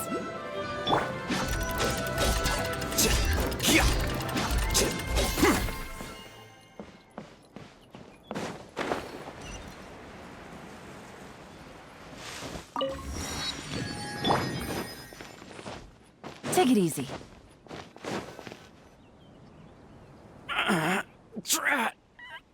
can't move. What happened? Your Majesty! This conservative radical, he attacked us! He threw the star from the Astral Garden and even stole the magic thread linking the Oracle Pillars! But just as we were about to arrest him, the goddess's magic activated, and now we can't move! No! Nobody touched the celestial gear! What's an oracle pillar? You need to use it to pray to the goddess. I'll explain later. First, let's help these guys.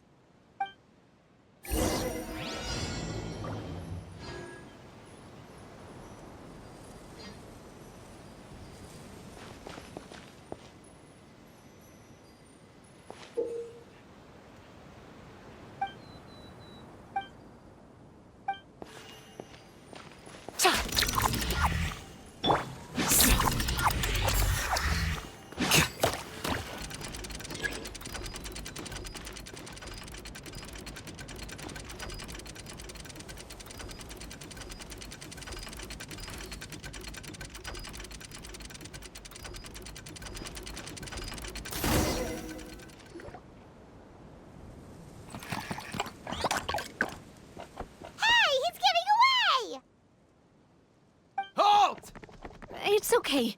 Let him go. But, Your Majesty! Even if we catch up to him now, we won't be able to change his mind, much less quell the fear that many others like him are feeling. All it would do is turn him further against us.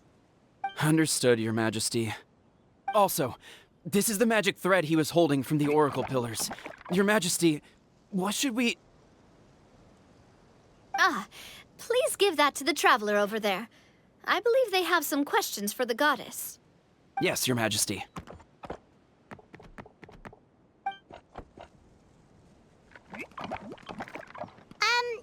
So, what do we do with this exactly? See those oracle pillars over there? Just use the magic thread to connect them together in a specific pattern, and the goddess of prophecy will answer your prayers. Oh, sounds easy enough. Let's give it a try.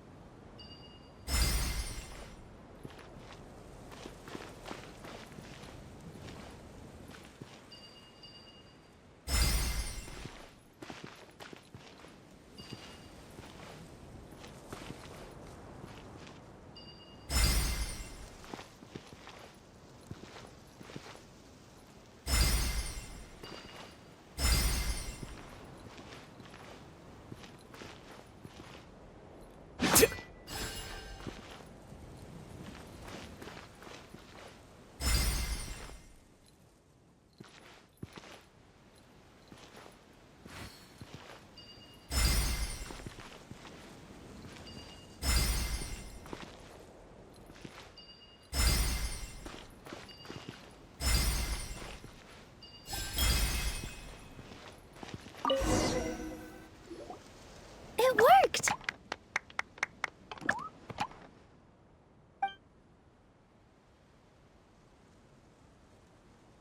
To which course of fate do you seek answers, my child of Simulanka?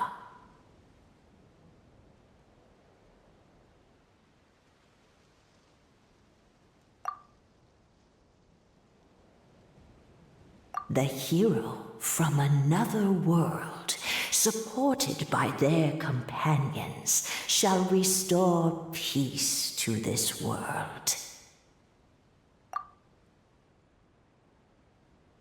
Go and push the gear that connects up to the starry sky. When that time comes, I shall dance and return the tracks beneath my people's feet back to the stars in the sky.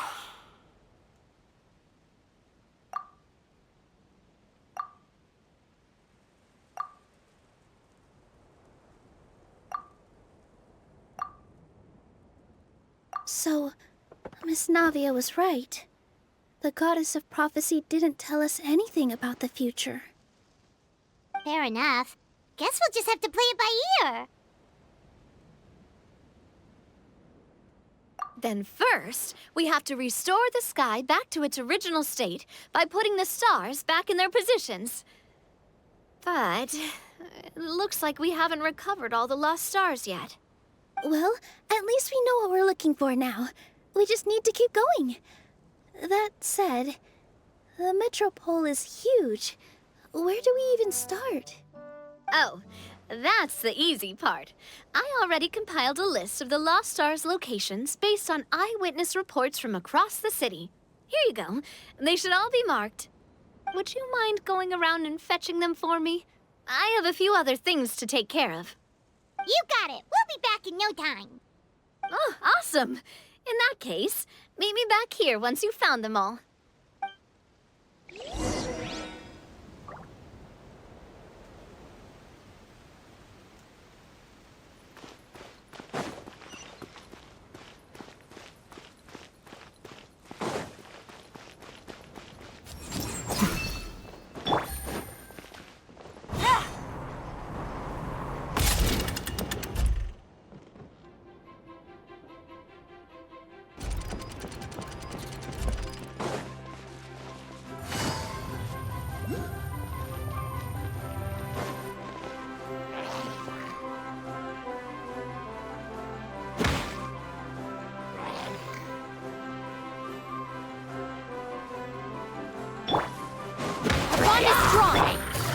Gotcha! Into the wind! Time to go! Clouds high! The birds call! The wind knows me! Brings a smile to my face.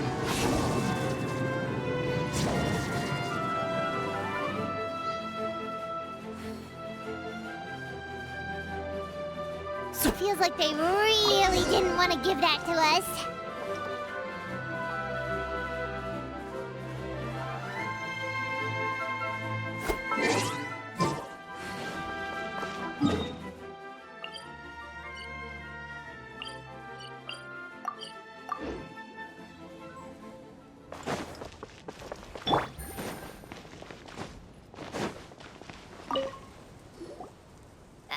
Doing? Found them all? Wow. You guys are efficient. Now let's go hang them up in the sky. In the sky? How do we get up there? Oh, I got us covered. We will, of course, be taking the Aerial Express. Is that a flying train? Hey, you already took a train that runs on water. Is a flying train really that much weirder? Well, at least the Maritime Express still runs on a track. Oh, come on. Don't worry about it. This train has been blessed by the goddess of prophecy. Its whole purpose is to protect the Metropole's skies. It took me a lot of effort to find it, you know. I don't think anyone's used it in, like, 100 years. 100 years? Are you sure it's safe? Let's not forget that the goddess of prophecy's magic has been going haywire recently. Well, it's not like we have any other options. Unless you want to do the honors, Paimon. Fancy flying up there on your own? No, thank you.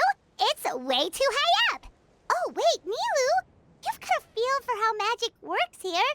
Can you do your thing and sense if this train is the real deal? I can try.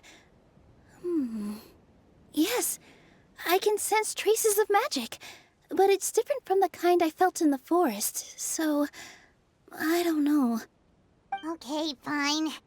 Guess there's only one way to find out. That's the spirit. I'll come with you. Miss Nilu, will you be joining us? I think I'll stay behind. That way, if something does go wrong, you'll have someone on the ground to get you some help. That makes sense. If the train does break down, you can make us a giant origami crane to come bail us out. Or if a crane's too difficult, a finch could work.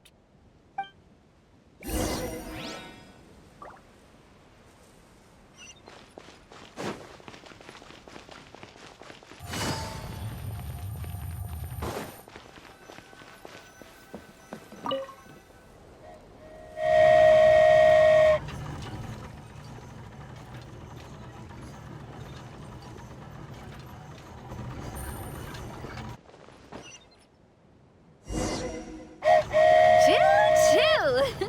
Aerial Express moving out. Whoa, it really is flying! What an amazing feeling! I've never been on a flying train before. Neither have we.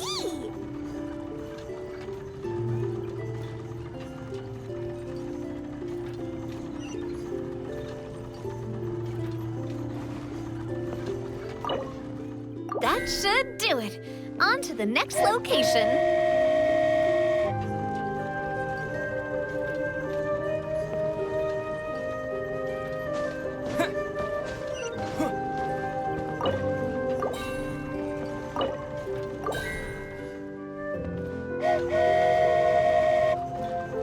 We are so high up. Don't look down. Don't look down. Oh, hang in there, Paimon. The hard part's nearly over. After that, it's downhill all the way. Don't say downhill all the way! That is the last thing Paimon wants to hear!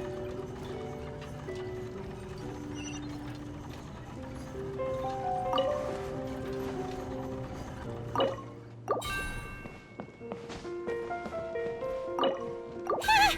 We're finally done! Okay, let's get back down while this train is still working!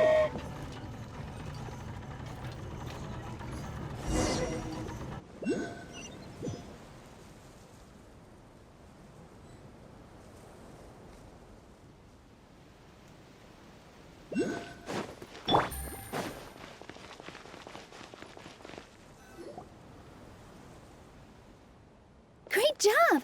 It looked like it all went smoothly. Yeah, and it was an absolute blast, too. You gotta ride with us next time, Miss Nilu. Huh? I'm okay. Thanks for... Halt! What do you think you're doing? Get out of my way! What's going on? Your Majesty, there! Let us through! Stay back! It's okay. Let them through.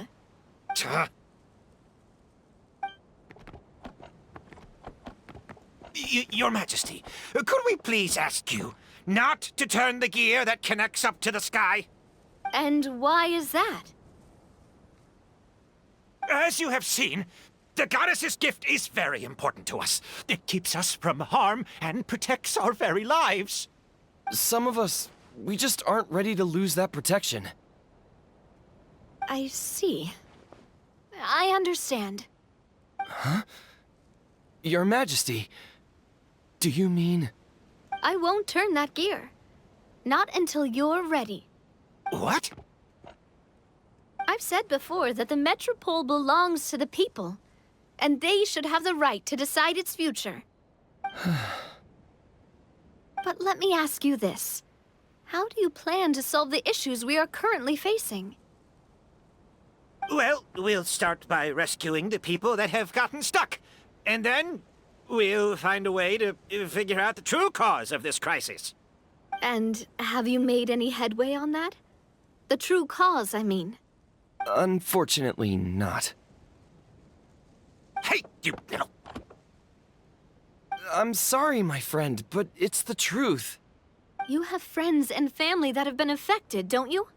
that have gotten stuck? Duh. I understand your concerns. But if we let this drag on for much longer, the situation may well get worse. More and more people will be frozen by the goddess's magic. Yes, but if we turn that gear now, all the tracks in this city will disappear. I know this is a hard decision to make. But have you ever thought about why the goddess might have made things this way in the first place? Huh? Why do you think she might decide to take back her gift and stop revealing further prophecies about the future? Are you saying she has abandoned us? No. Quite the opposite, in fact. What do you mean? The goddess dearly loves this world and all the people of Simulanka. And because she loves you so much, she wants you to be able to choose your own path. Every parent hopes their child will have a happy and carefree life. But if they're overprotective, then all they'll manage to do is keep their child trapped. If a mother bird lets her baby ride on her wings for too long, her child will never learn how to fly. Perhaps the goddess of prophecy has always known that one day she'll have to let go. Children can only become independent if they're allowed to form their own opinions, make their own decisions, and deal with the consequences on their own. Only then will they be able to continue their journey alone, even after their parents are gone. But we've relied on the goddess's protection for so long. We don't know what it's like to go it alone. We don't know if we have what it takes. Are you kidding me? I think you've proven yourselves more than capable of that. What do you mean? You made a call in a time of crisis, and you've come all this way to talk to me. Even the guards couldn't stop you. That must have taken a lot of courage. But we only did it because we were scared. Why you set out on the journey doesn't matter. What matters is that you've proven you can choose your own path. My friend, I fear our king is right. It is time for us to face our fears. What? But we... We can't go on living like this. Living in fear. Look at what it's driven you to do. You threw away a star personally created by the goddess of prophecy herself. You once revered her more than any of us. And I think the king is right. She hasn't abandoned us. So, why don't we put our trust in her one more time? I don't care anymore. Do what you want. Aw, he laughed. I'm sorry about my friend. That's just how he is. Always had a terrible temper. Please accept my apology for his impudent behavior. Is it just me, or has he accepted the goddess's prophecy? I think so. Not that you'll ever hear him admit it out loud. Your Majesty, please turn the gear that connects up to the sky. So, you've made up your mind? About giving up the goddess's gift? Yes, I've made up my mind. But maybe losing the gift isn't what this is about anymore. Because we've gained something too. You have given us courage. Well said. I am proud of your decision. Now, gather around, everyone, and join me as we make the night sky of this wonderful city turn once more.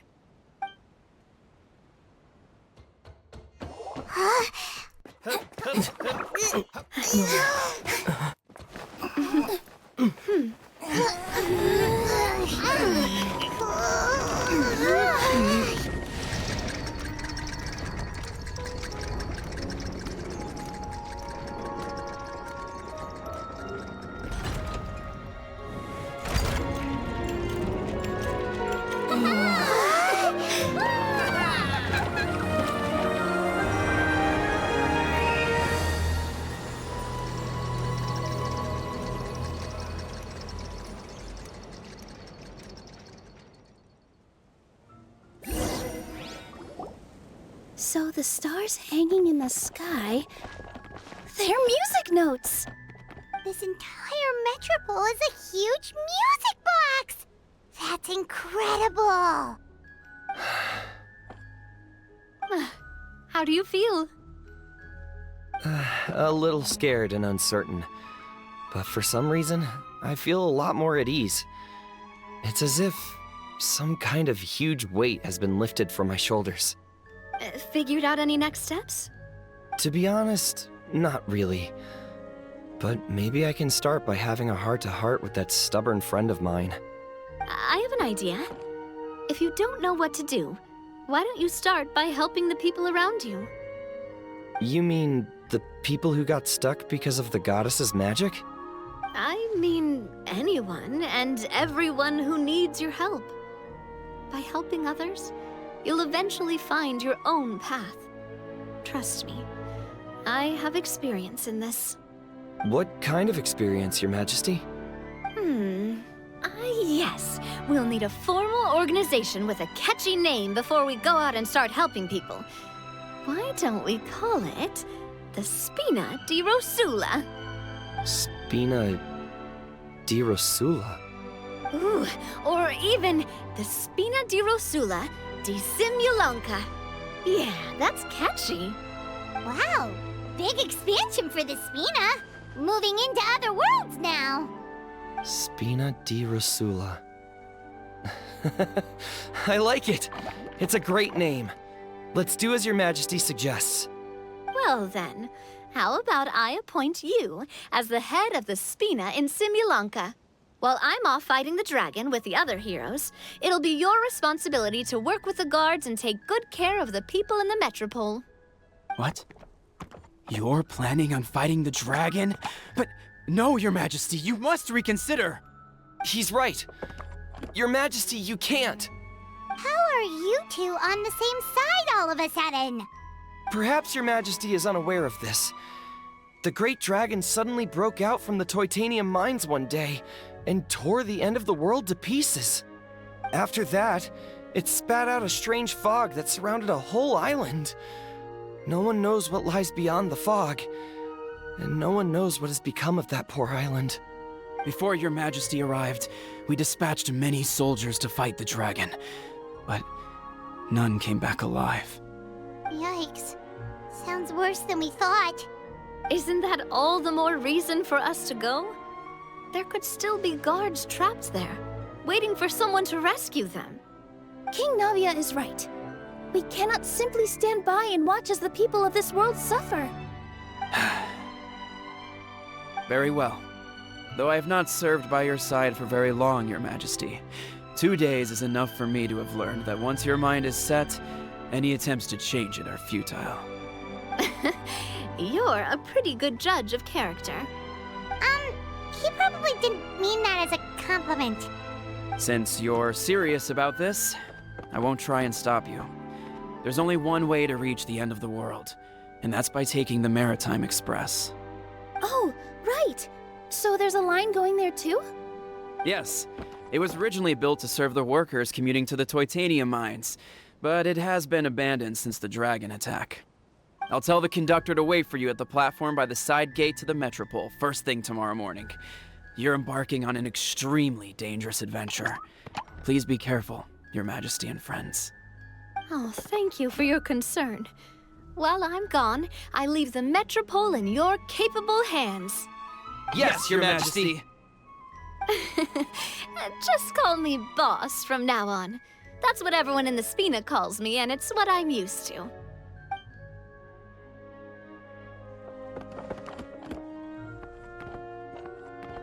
So, the plan for tomorrow is journey across the ocean, make it to the end of the world, and defeat a dragon. Whew, that's an adventure and a half. Do all storybook heroes have to work this hard? At least we'll get to see some amazing scenery along the way, right? Besides, we'll have each other. It'll be a shared experience that we'll never forget. Plus, we're pretty well equipped for a classic heroes versus dragons story. We got Miss Nilu as our magic caster, and I guess I'm the melee warrior who leads the charge? Paimon can definitely see that. Anyway, those are tomorrow's problems. Right now, all Paimon wants is to eat a proper meal because worst case scenario, if Paimon ends up getting eaten by a dragon, she wants to do it on a full stomach.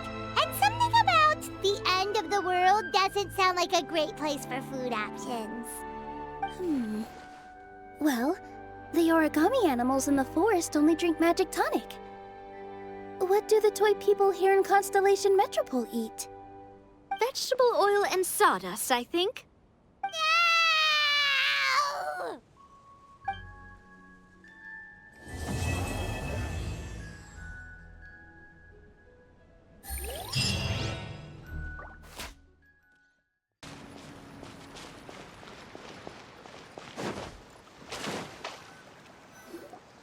Carriage inspection, check. Wheel and axle inspection, check. Power inspection. Good morning, Mr. Wheel. Oh, good morning, heroes of Simulanka. Hey, our old friend Wheel is the driver again. That already puts Paimon at ease. Are you certain you don't want us to accompany you, Your Majesty? I am. You can leave the dragon slaying to us. My partner's a pro. He does it all the time. What remarkable friends Her Majesty has. With such great heroes by your side, I'm sure you'll best the dragon with ease. We won't keep you any longer. All right, then. Look after the city for me while I'm gone. Yes, Your Majesty. Just leave it to us. I think we're all set. Time to depart. Next stop, the end of the world!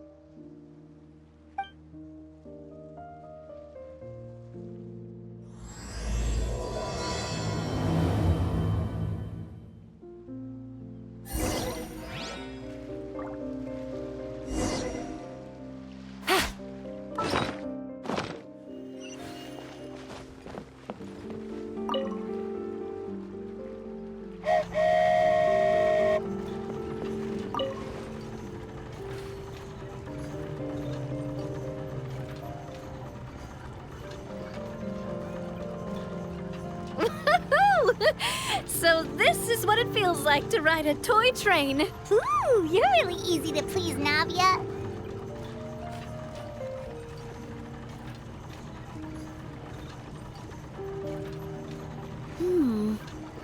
Looks like the fog ahead is getting thicker.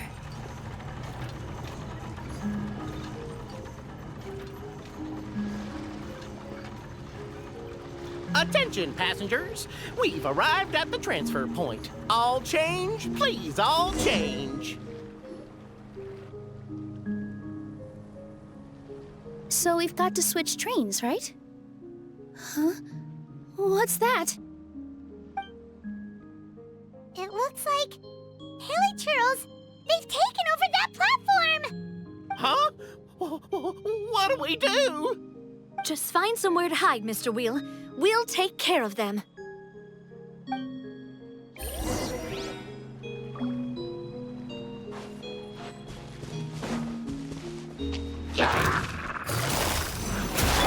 Stand with me!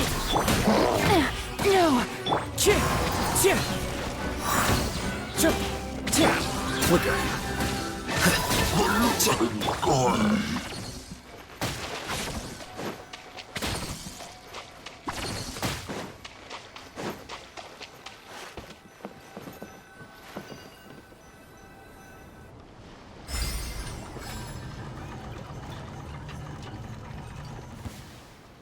Yeah.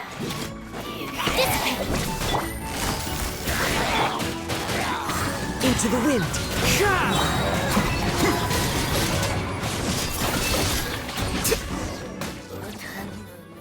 Whew. That's all of them. Thank you so much for your help, everyone. Now, let me take a look at the train.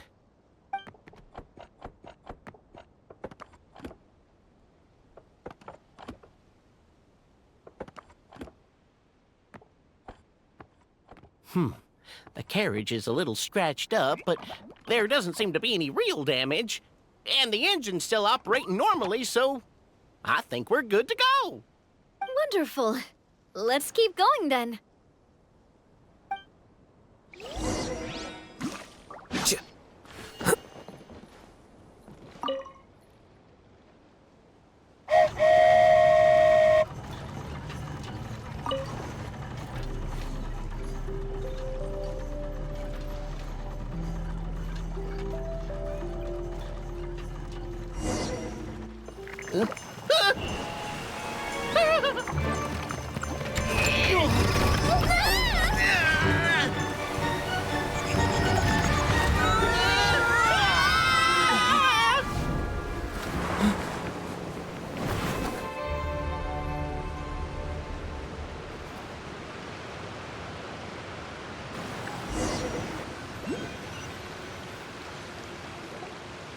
Go forth and witness this world, my...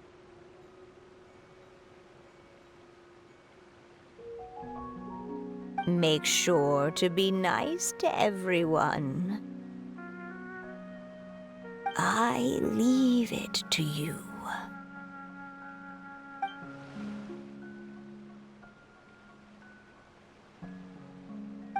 Are you okay, Miss Nilu? I'm fine, but I think the traveler is still unconscious. We're lucky this guy caught us on the way down. Passed out from a little fall, did ya? How fragile. Aw, cut him some slack. The traveler's had a rough few days.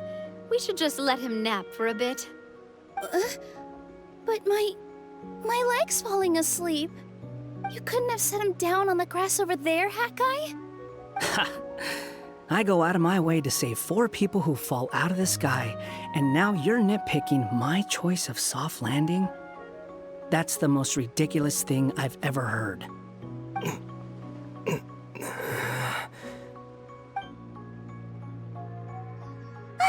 He's awake!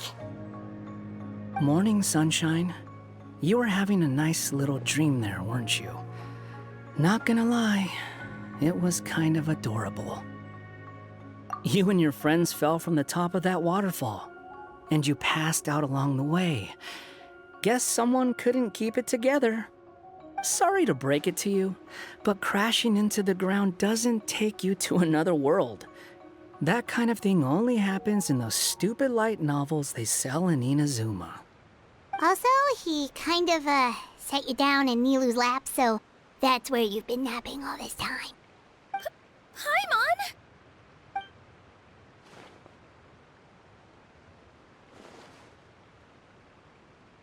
Oh, no. It's all right. I'm just glad you're okay. You didn't hit your head, did you? Is the dizziness gone? Really? What did they say? The fog you see around here can have a hallucinatory effect. Apparently, it's the work of that dragon. Maybe you inhaled some while you were freaking out on your way down. Traveler, Nilu, do you know this hat guy person? Oh yeah, he's a student at the academia. We met during the last Inter-Darshan Championship. He was representing the Vahumana Darshan. Well then, hello there, friend. I'm Navia, the president of Spina di Rosula. It's very nice to meet you. So, should I just call you Hat Guy as well? Seems like that's what everyone's calling you. Sure. Whatever. Wait, Hat Guy.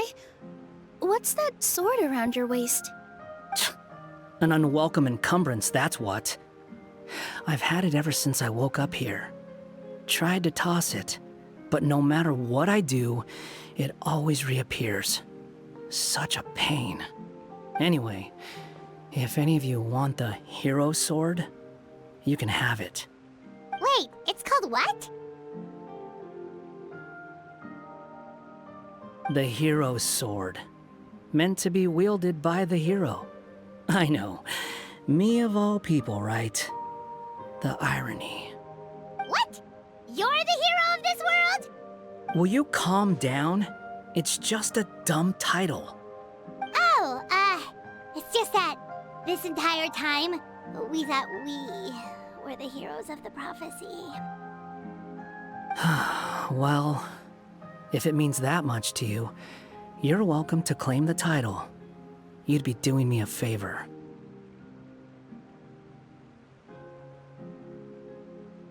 That's not the point! The real question is, if you're the hero, then where the heck have you been all this time? Looking for a way out. I heard there's a boat in this area that can bring you to another world. So I came to investigate. But look at the state of things around here. The lighthouse collapsed, the boat won't budge. I say we try to find a different way out. Huh. Paimon's guessing a voice told you what you were supposed to do here. That's what happened with Navia and Nilu, at least. You expect me to take orders from some disembodied voice? Hey, wait! Where are you going? To find the so-called source of this world's misfortune.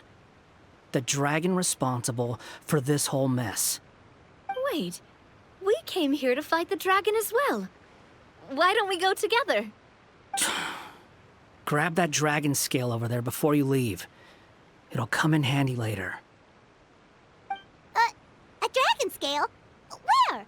How did you know about it? What's it for? And... Have you ever considered keeping your questions to yourself? Because if you actually expect me to answer them all, we'll be here until the next Interdarshan Championship. You little... Paimon thought you might have learned some manners by now, but clearly not!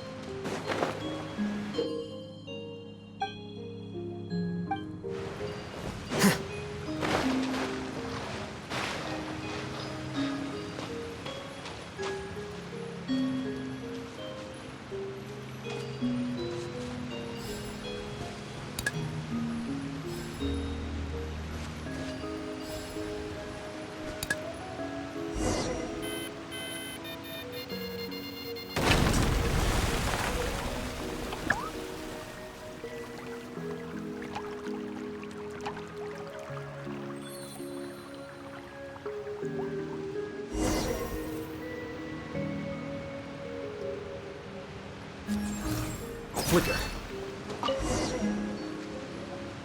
This should do it, right?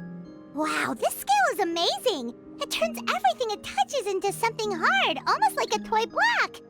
It doesn't seem to work on us, though.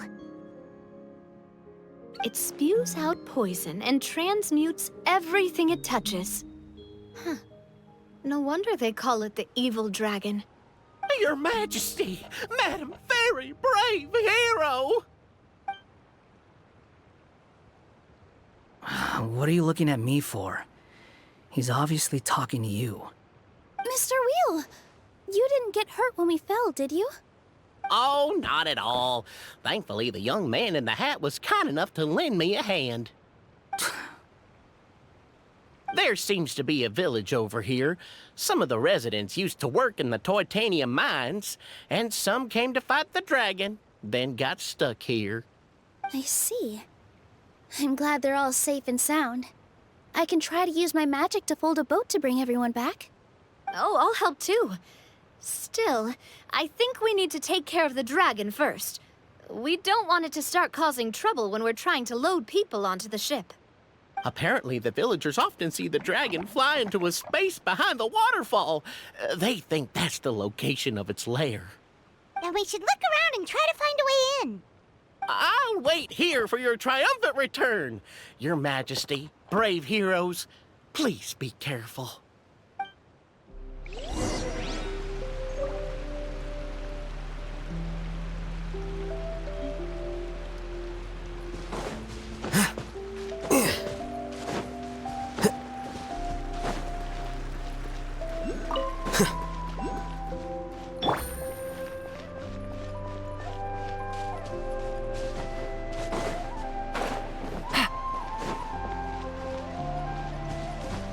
Take it easy.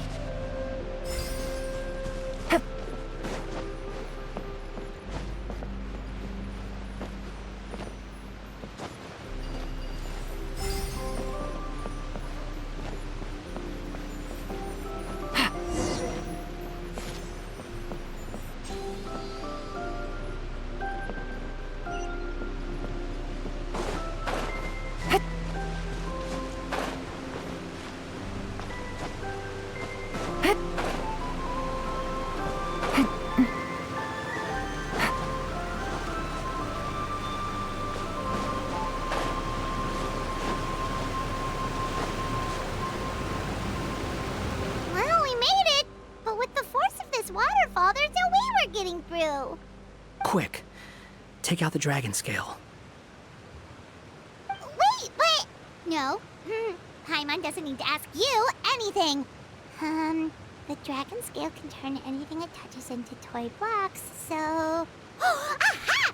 You want to use it to block off the water! See? Paimon can figure things out all on her own.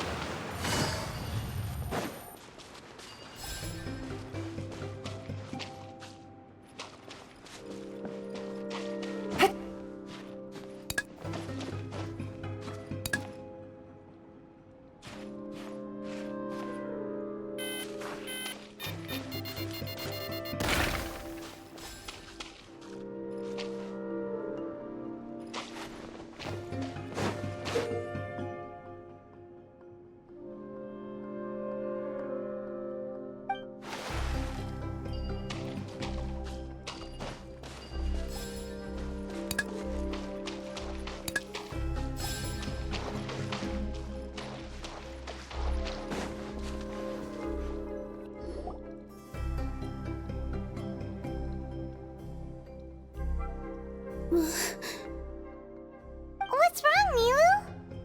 Oh, nothing. It's just... I sensed a very powerful magical signature just now. Huh. Guess this is the dragon's lair after all. Huh? When did you put your hat on? Well, we're getting ready to fight, aren't we? I feel more comfortable in my regular outfit. Hat Guy also put away that sword around his waist.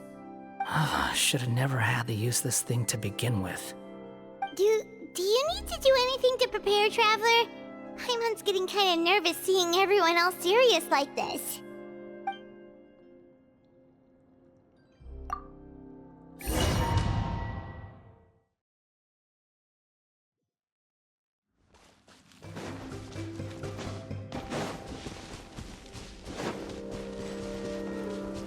Oh, looks like we're not the first ones to make it in here. Wait, hold on! Let's fight the dragon together!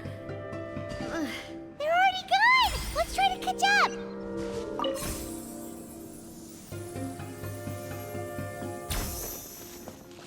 Ooh, what's that sound? Is it an earthquake? Where'd they go? Reckless idiots.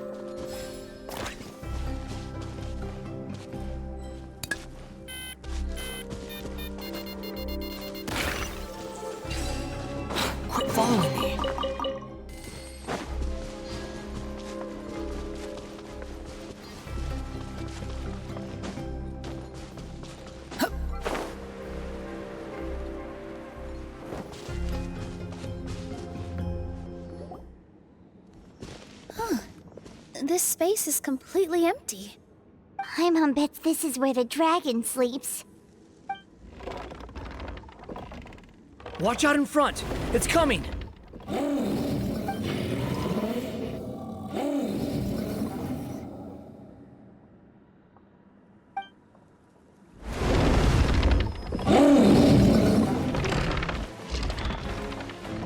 Whoa, that dragon is huge! And it just attacked us without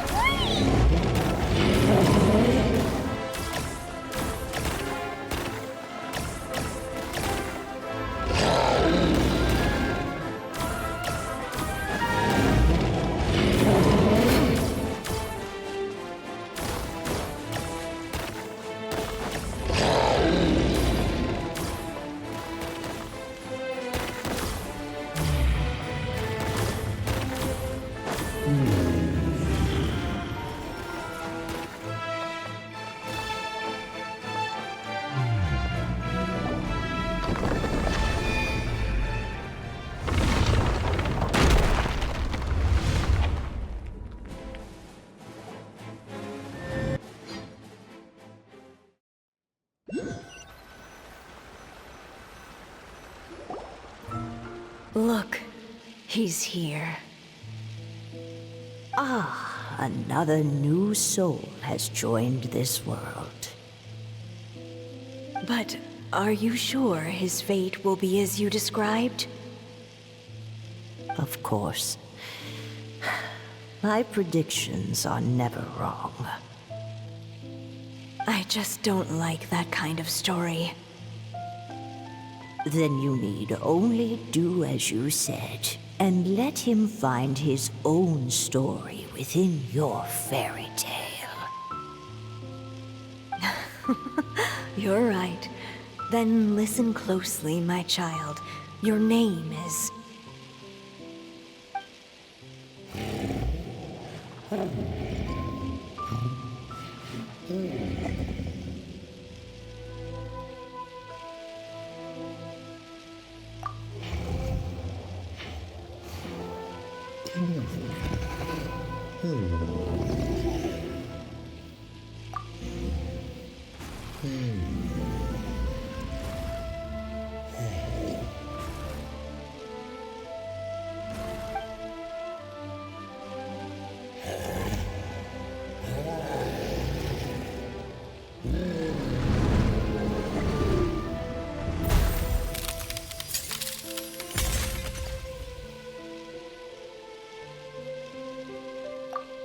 It's the dragon! The dragon that destroyed the Titanium mines!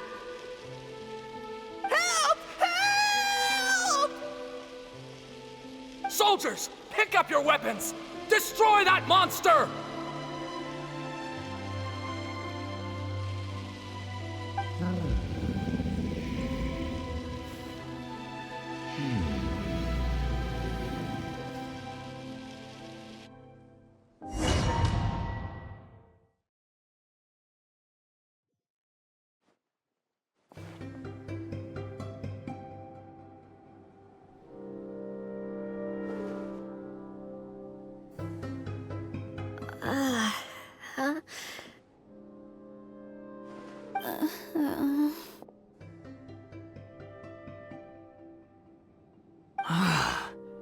How many times am I going to have to save you? Thank you, Hat Guy. Paimon still feels dizzy. Hey, did any of you also see something strange? It was like we were witnessing... The dragon's memories. Sounds like we all saw the same thing just now. Well, we definitely saw a different side to the story. Watching it all unfold, Paimon couldn't help but feel bad for the dragon. This world might be a lot more complicated than we thought.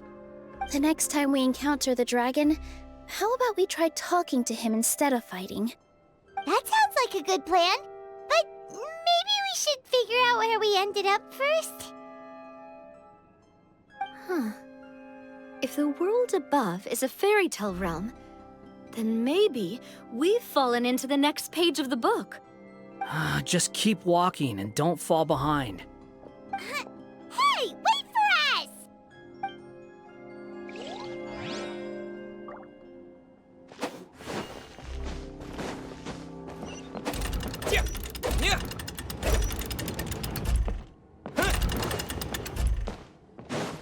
Wow, this place looks a lot different from the dragon lair.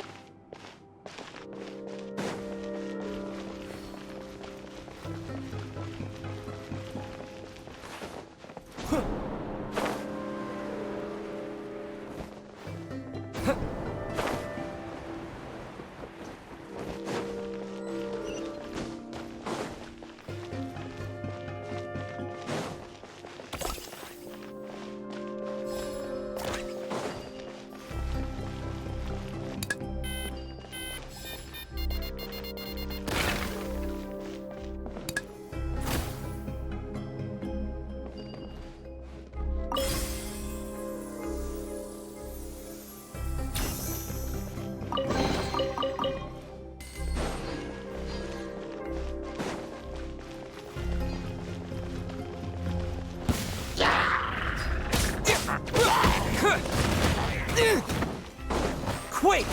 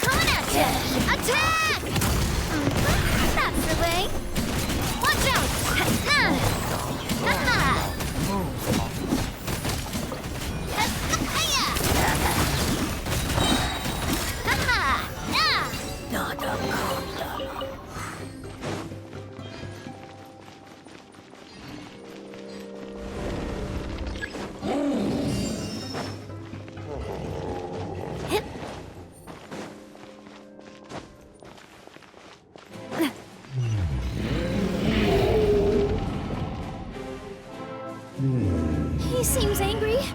We just want to talk to you.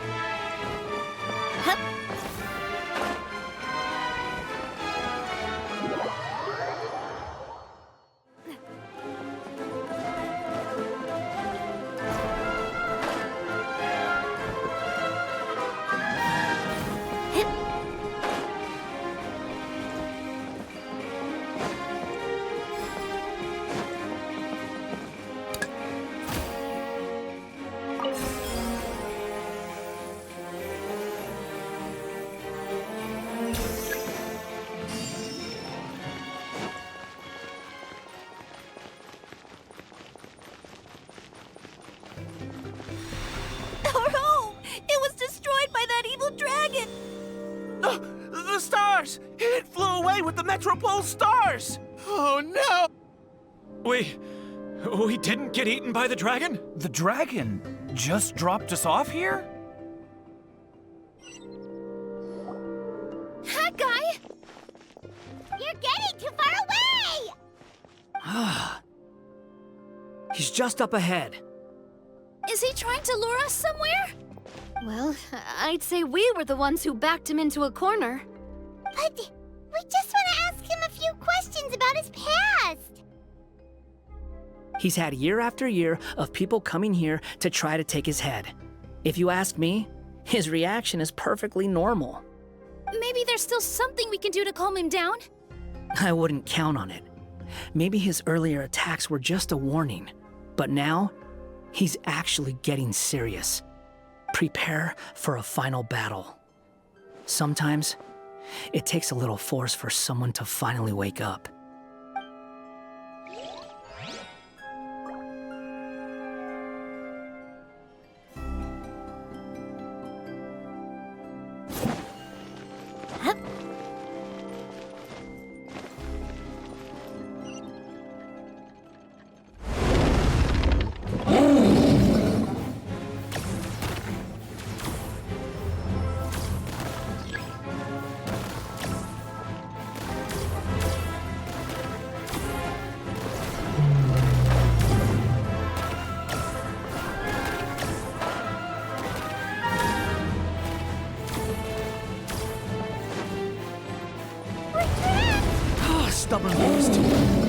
want to get beat up that bad?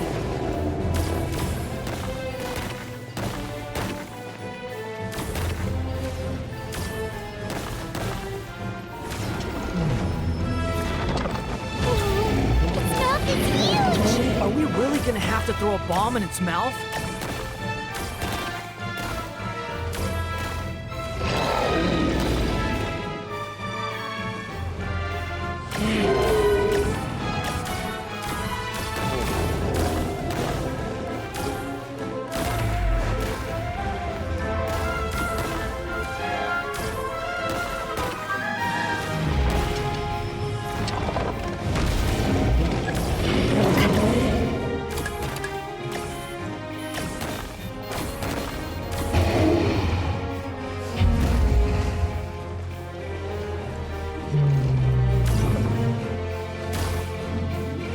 Watch out!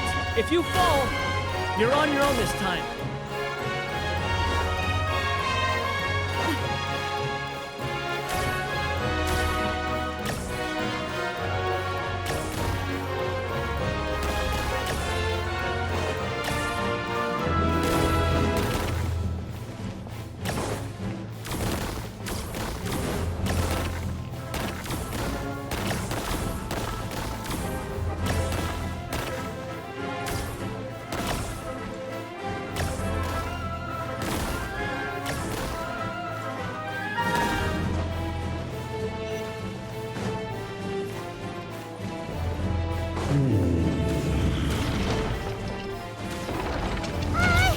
Duren doesn't think it's gonna come down!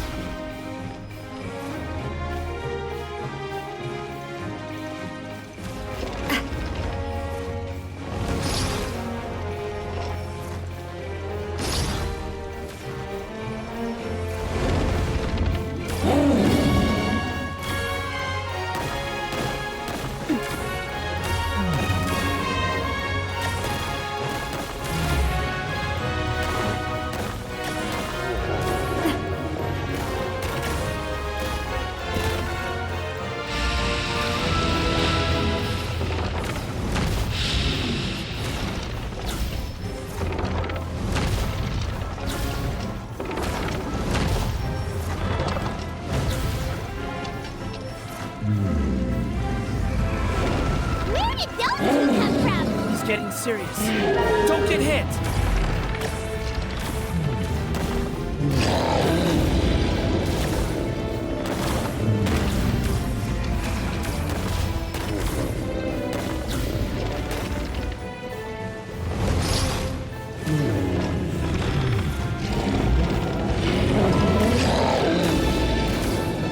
Look, there's a bomb over there! Just like before! Throw the bomb right into its mouth!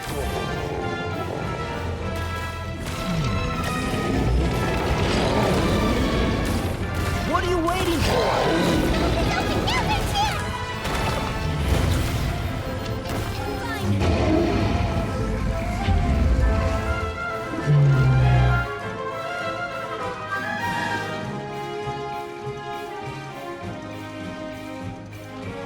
Now's our chance! Wait!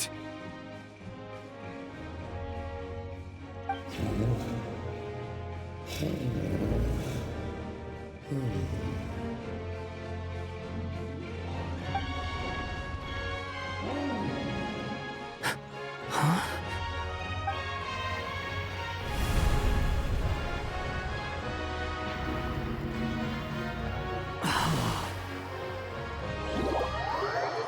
Are we inside the black mist? I see something up ahead.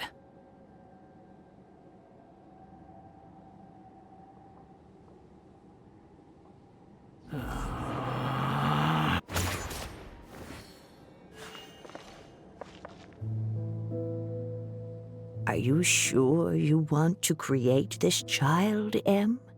Even after what I told you about his fate? He will be abandoned by his creator, and eventually... I know, Bee. You've told me already. That sad story with the disappointing ending. It's what happened in the real world, isn't it? But that's exactly why I want to change things. In a different world, his story can have a happier ending. That child, his heart is so full of love. I understand, Anya. But know that if you give him that name, his fate in Simulanka is destined to parallel that of his real-world namesake. But there's still a chance, right? Maybe it's a shot in the dark, but I have to try. He deserves a better life. Although, he might need the help of others when the time comes. All right, my dear. The choice is yours. Since you're so persistent, let me tell you a secret. More boring fate talk.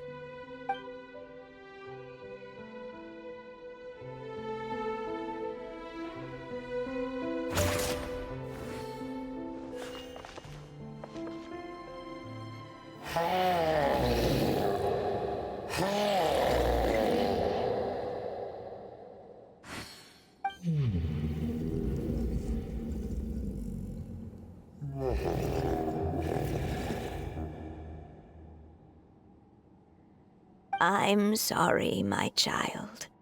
Unlike my friends, I don't have a long time to live. All said and done, the story of my life will be shorter than the fairy tales in this book. So I will have to leave your side, I'm afraid.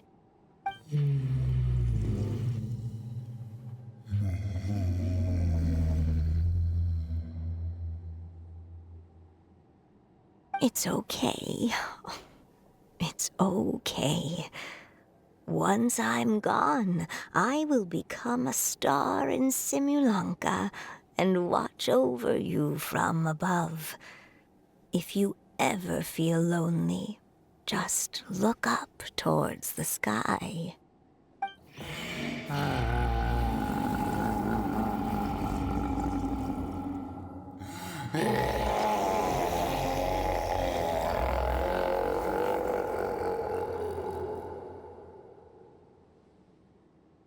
Go forth and witness this world, my child. Make sure to be nice to everyone. You'll meet good friends one day. I'm sure of it. That is my wish for your future. As for this world, I leave it to you.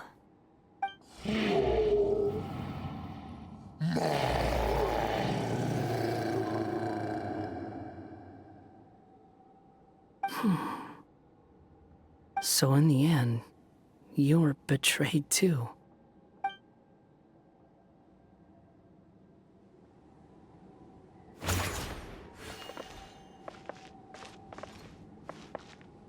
Hey, Mr. Dragon! He brought you some food.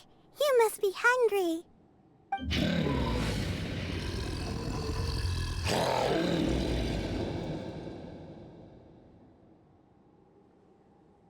Shh! Quiet!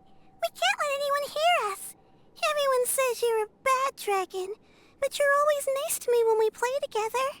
You always help me pick flowers way up high that I can't reach.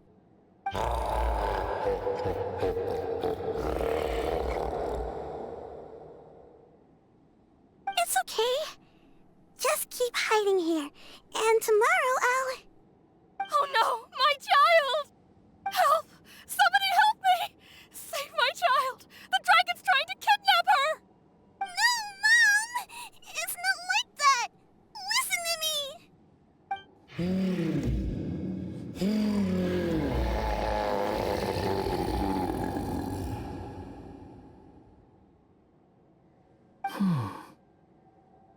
So you're hated by people too.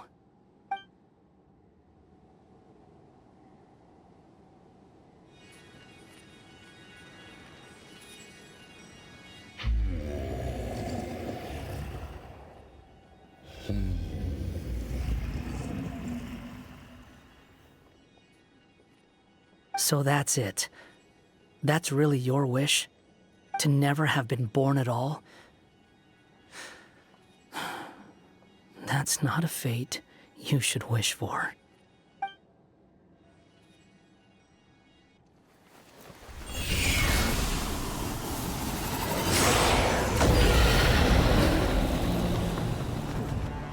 Nobody can define who you are, or deny the true feelings of your heart. Now remember your name. Duren.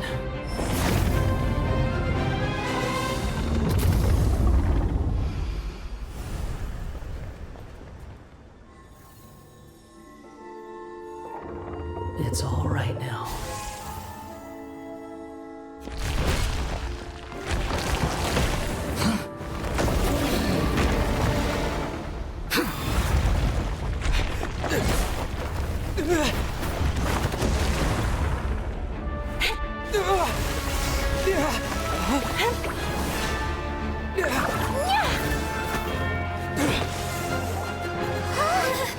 Watch out!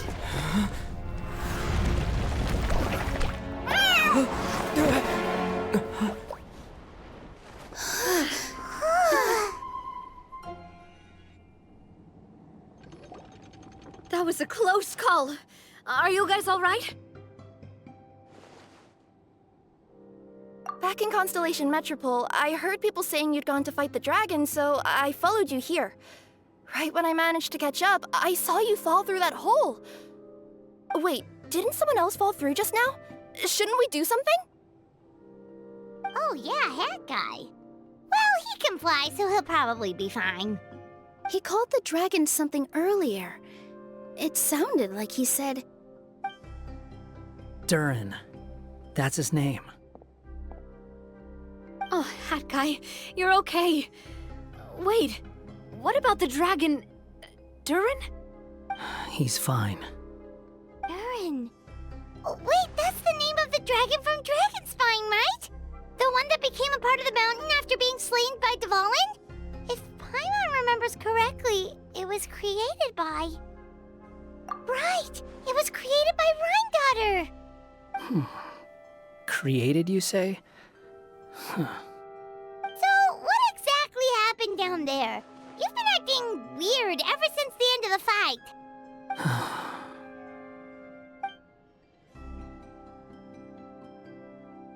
So that's the truth about Simulanka's evil dragon. What we saw in the mist weren't hallucinations, but the dragon's memories.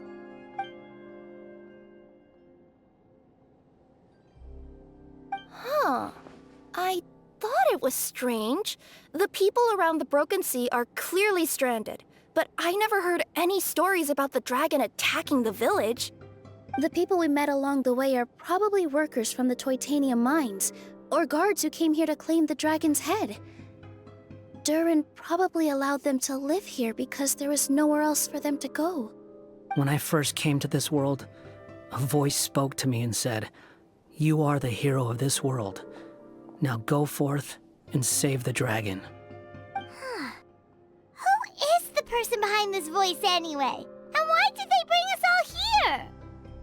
Come with me. The answer to all this can be found below.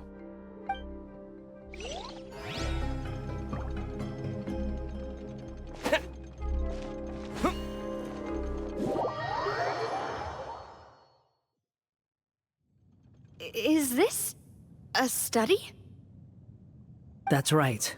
It belongs to the Goddess of Fate. Goddess of Fate? As in one of the three goddesses who created Simulanka? Or more precisely, M. One of the mages of the Hexenzirkel. Hexenzirkel? As in... Sorry, Paimon shouldn't just regurgitate everything you say. It's a lot to take in. She created the story of Duren. Well, the Simulanka version at least. These records should cover most of what you want to know, including the identities of the other two goddesses. Read them for yourselves.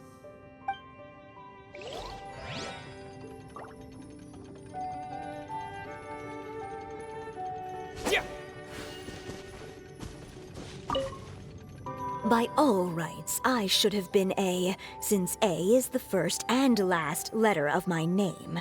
But Alice overruled me on the basis of seniority and said I should be M instead because of my middle name. She really knows how to push my buttons. Still, her magic never fails to amaze me. I still can't believe she got one of my origami frogs to start talking. Why don't I write a story with origami animals as the main characters? Let's see. Once upon a time, in a magical forest, there lived a group of animals made of paper. Barbie loves looking into the future, so she used her powers to map out the fates of all living things in Simulanka. But knowing the ending in advance takes all the fun out of the story. I think I'll make a bet with her. I believe that one day the people of Simulanka will decide to carve their own destiny. Apparently, she wants to build a statue of herself in the capital city. Always looking to add some pizzazz.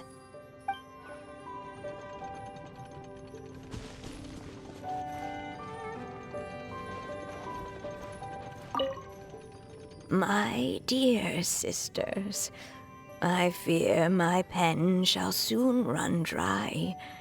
Even now, as I write this letter to you, my dexterity is all but failing me. Thank you for enjoying my stories and for creating this world for me. The time we spent together was the most wonderful youth I could have asked for. I always feel so young when we're together. A says that even after I'm gone, the goddess of fate in Simulanka will continue to exist and carry on granting people's wishes. It makes me glad.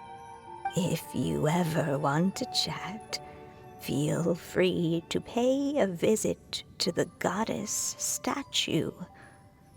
Just don't wish for anything weird.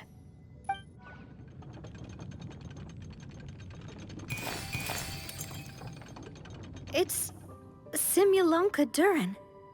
And he's looking up at something. A star. This must have been after M passed away. This looks like a mine. Maybe the Toitania miners dug too deep? So deep that they dug right through to the world on the next page. Yeah.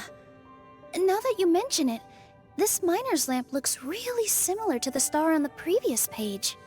The Forest of Blessings. This book has been recording Simulanka's history all along. Look at the size of those footprints. If that's every time he lands, then no wonder people are so terrified of him. So that's why you took the stars. Because you missed your mom.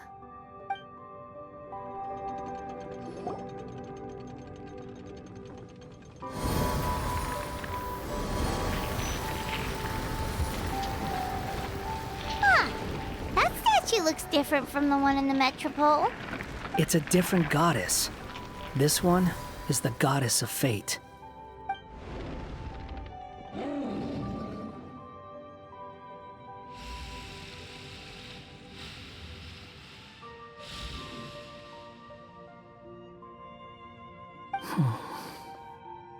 It's all right now, Duren. Nobody here wants to hurt you.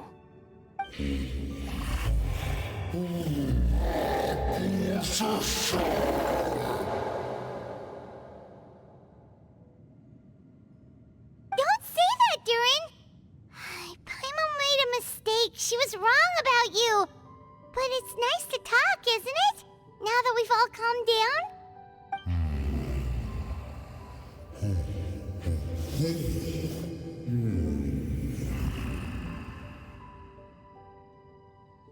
So that's why you made that wish? So stupid. Hey!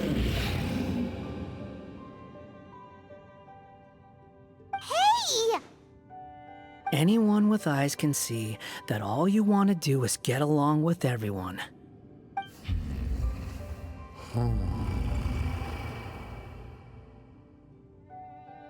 You just want to make friends, people to play with, to talk to, people who accept you, or at least accept your apology.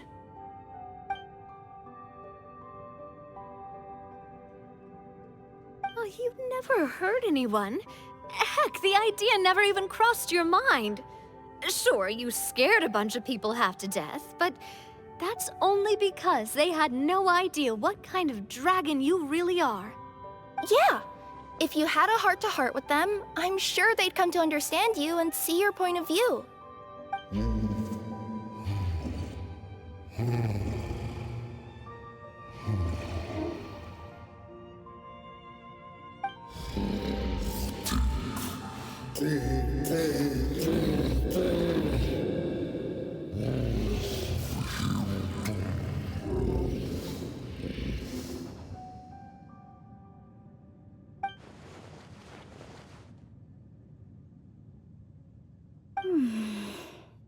The curse.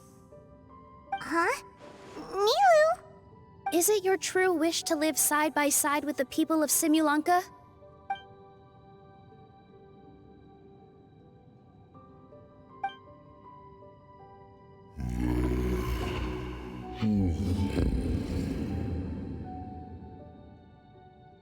Then close your eyes and make a wish to the Goddess of Fate. We will help make your wish come true.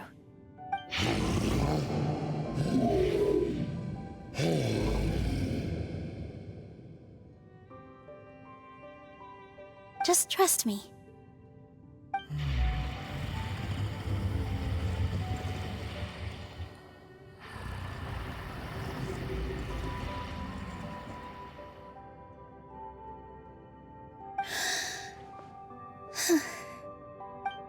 I, Nilu, the Forest Fairy, give to you my blessing and welcome you as a dweller of the forest.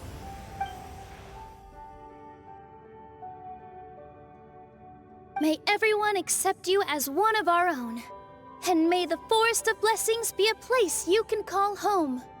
I, Navia, King of Constellation Metropole, give you my blessing. I grant you citizenship to my kingdom. Oh, me too! As the, Nekomata in Boots of this world, I give you my blessing too.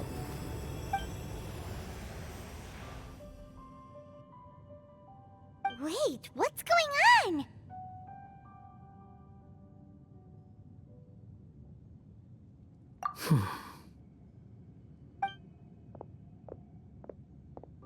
I, the hero of this world, give you my blessing.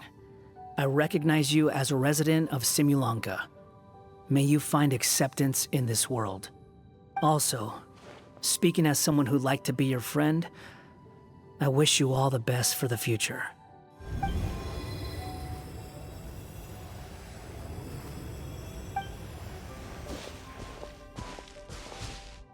I, a traveler who has traversed many worlds, give to you my blessing.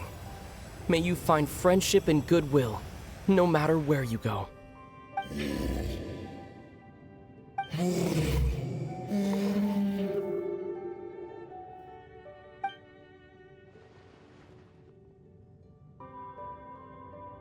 As for this world, I leave it to you. Huh? What? Why are you all staring at me? Huh? My claws? Are these my claws? And my wings? My tail?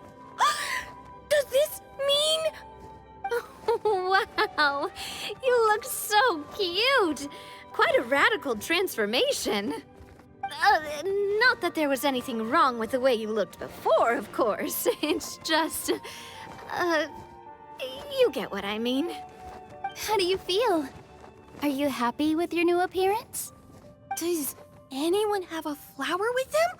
Or even just some water or paper from this world? Oh, I do actually. Here you go.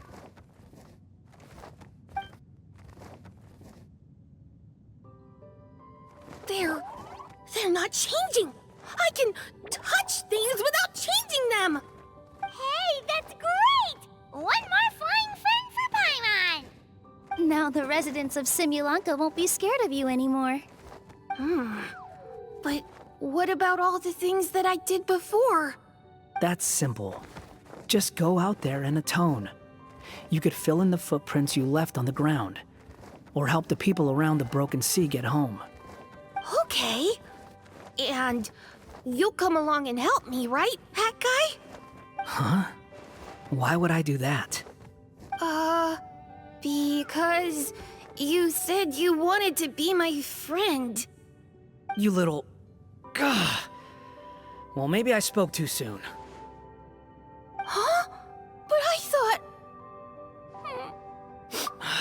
All right, fine. I'll go with you. Really? Yes, really. Lying to you would be no fun anyway. Oh, thank you! You're the first friend to call me by my name! Let's go back up. I'm about to suffocate down here. Oh, it feels so good to finally see Hat Guy meet his match. Yeah, okay. Paimon just never thought we'd see the day, that's all. All right, let's also head back up then. Don't be scared, Duren. We'll be right by your side. Thank you for your blessings, everyone! Oh, this is the happiest day I've had in a really long time!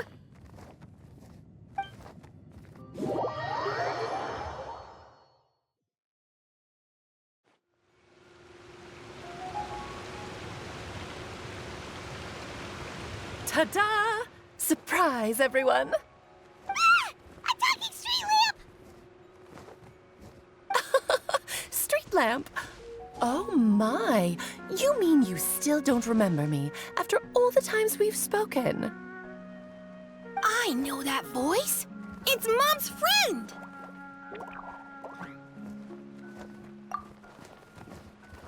Hello there, traveler and friends.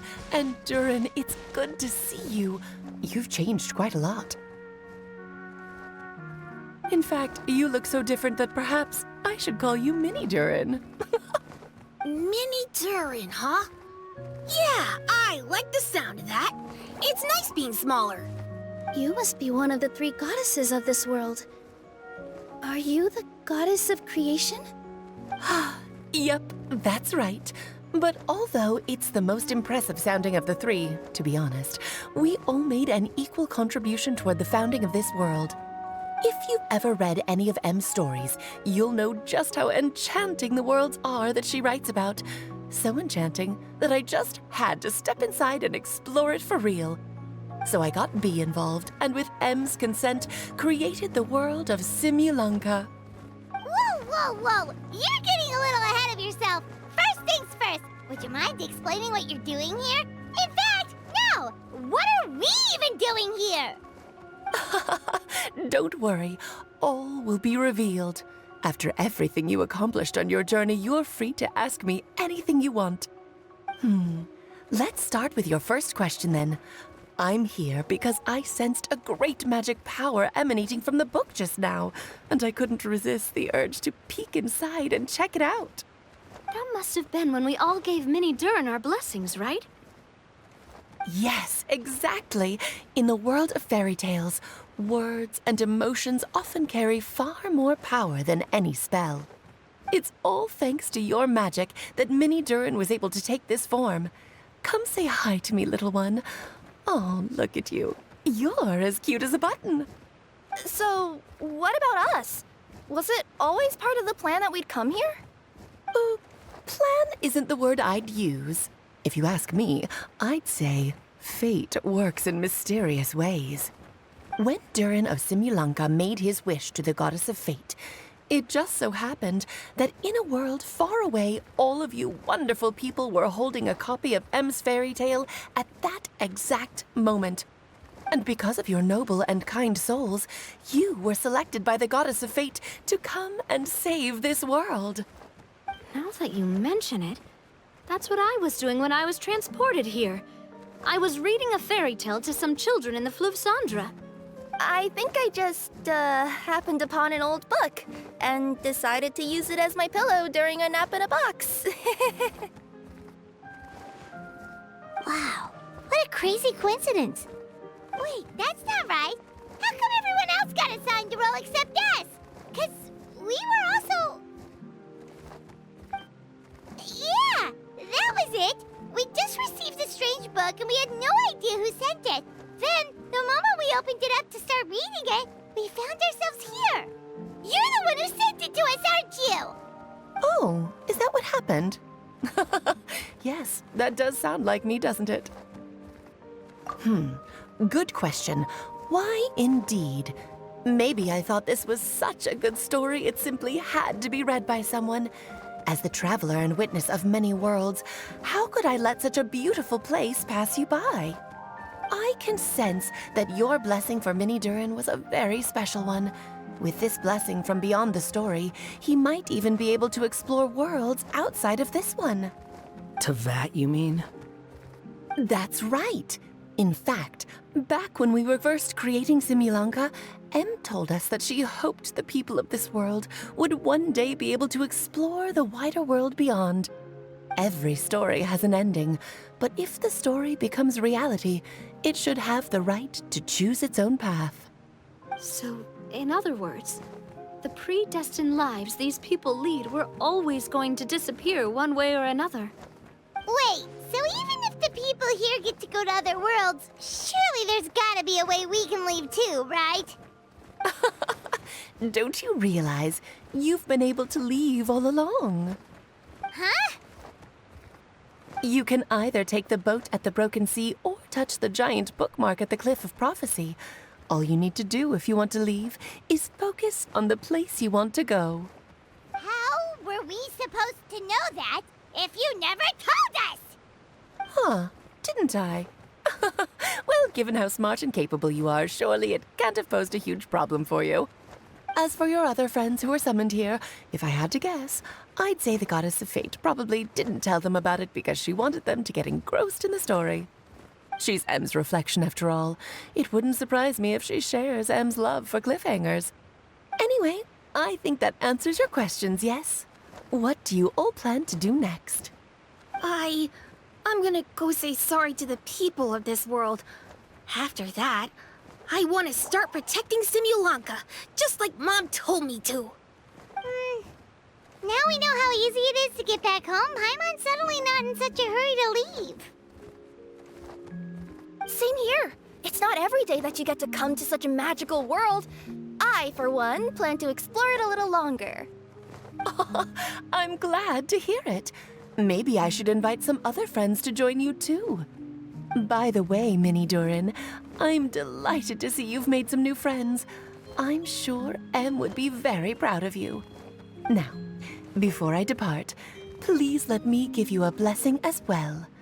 May your future be as rich and colorful as the stories Em used to tell. She's gone. Guess this is where the hero's journey comes to an end, huh? But it's also where a new journey begins. The adventures of Mini Duren and friends. Huh? An adventure for me? You bet. For starters, I'd love to introduce you to my other friends in the forest.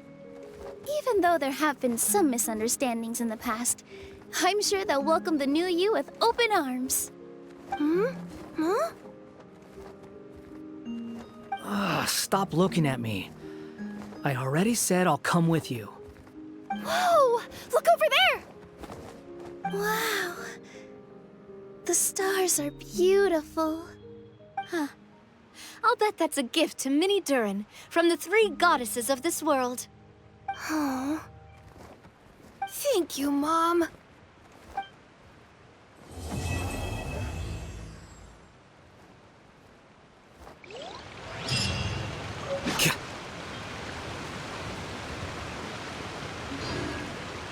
those scholars in the academy are prime.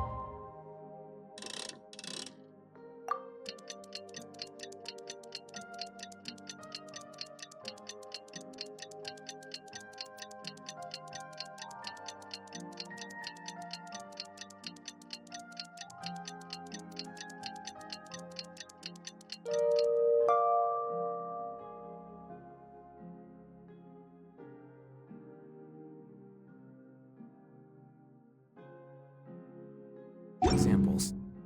Wait. It's been a while since our last adventure. Oh, Paimon wonders how Mini Duren is getting along in Simulanka. Let's go to the Forest of Blessings and take a look.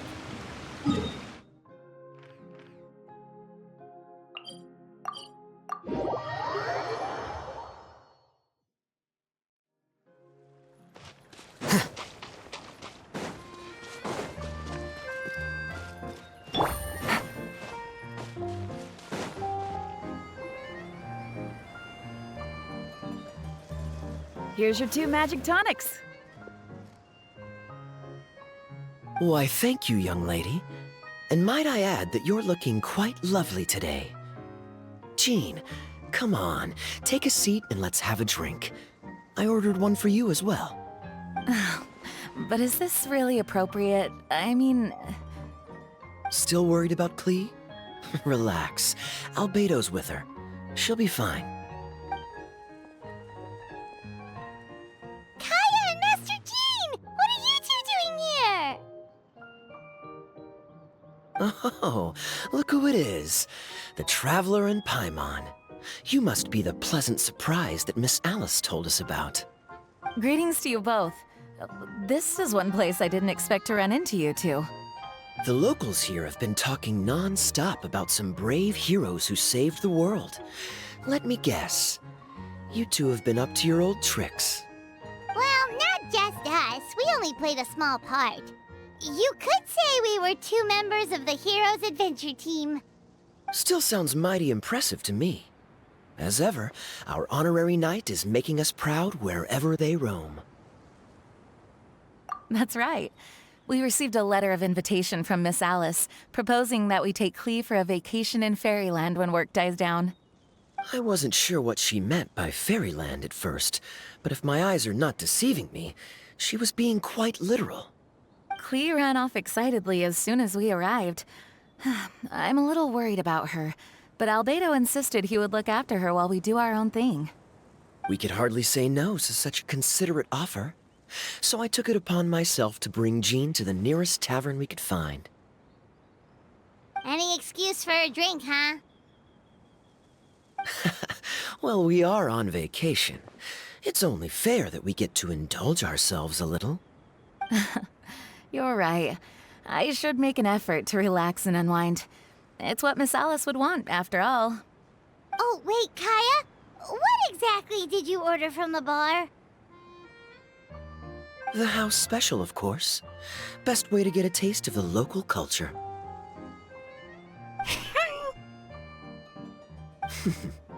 Why are you making that face, Paimon?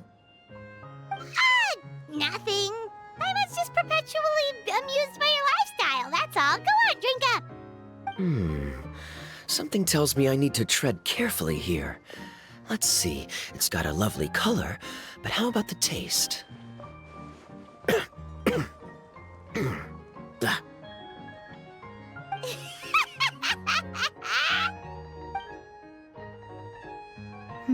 I think maybe I'll pass.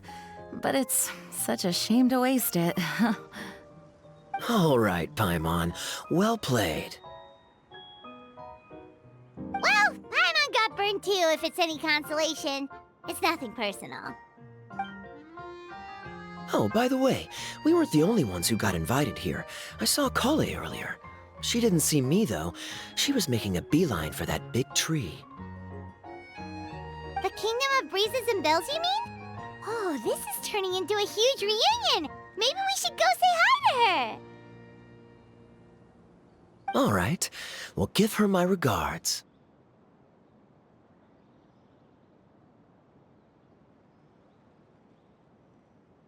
Thank you. Enjoy your time here, too.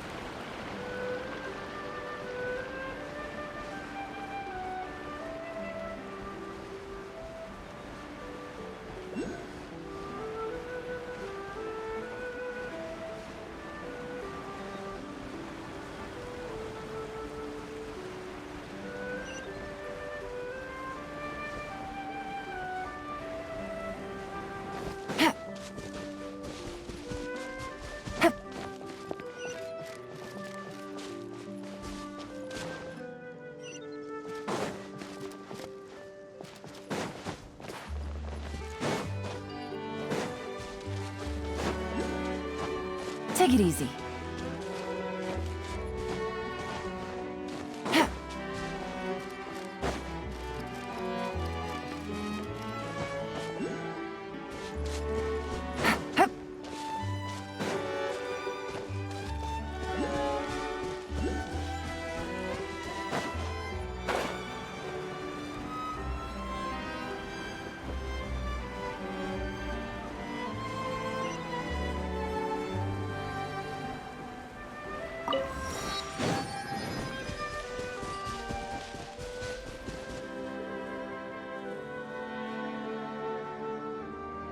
The structure of the tree houses here is nothing short of amazing! I have to write it down, so I can tell Master Tainari all about it later. Hey, Kale! You scared me. Traveler in Paimon? You got invited here too? Yep. Well, they sort of skipped the invitation part, but anyway, what you doing out here? Something caught your eye? Oh, yeah. I'm trying to observe and summarize the structures of the trees here, and also the animals that live here. Well, the residents, I guess? I still can't get over the fact that they're all someone's origami handiwork. Once a forest ranger, always a forest ranger, huh? Not sure you'll be able to apply much of what you learn here back home, though, with this being a magical world and everything. What? Over there, by the giant footprint, have those houses always been there? Oh, those? The local flying squirrels told me that they were built by a small dragon and some guy wearing a hat. Oh, that must have been Mini Duren and Hat Guy. Any idea where they went? Supposedly, after building the houses, they went to somewhere called, Constellation Metropole? Did I say that right? Yep, you got it! Oh, also, when the locals mentioned the dragon, did they seem at all, did they say how they felt about him at all? Now that you mention it, the atmosphere changed a little when they talked about him. Oh no. They mentioned some stuff along the lines of past misunderstandings and welcoming new members. I only just got here, so I know very little about what has happened in the past. They seemed genuinely grateful for the houses, though, and said they were going to plan a welcome party. Oh, thank goodness. Whew. Sounds like the forest has begun to accept him. It's a step in the right direction. Are you looking for that small dragon? Yeah, he's a new friend we made after we arrived here. No way! Really? I'm getting more and more interested in your story. No. I've got to save it for next time. For now, I've got to make the most out of my time in this wonderful world. Oh, there's no rush. Just take it slow and enjoy yourself. Like Kaya. he sends his regards, by the way. Oh, Mr. Kaya is here too? Then I've got to go say hi to him. Well, right now he's at the tavern, and he probably won't be leaving until he's drunk. Not that he'll ever reach that point because his alcohol tolerance is so high. Basically, it's Kaya. You know where to find him. You make a good point, Paimon. Then I'll focus on exploring for now, and go catch up with him later. Shall we go pay a visit to the Metropole, Traveler? Maybe Minnie, Duren, and Hakai are still there. Oh, right. By the way, something pretty interesting has been happening in Sumeru recently. Master Trinari has been working really hard on it, so if you have time, definitely go and check it out. Sounds good. We'll find some time in our schedule. Of course. See you later.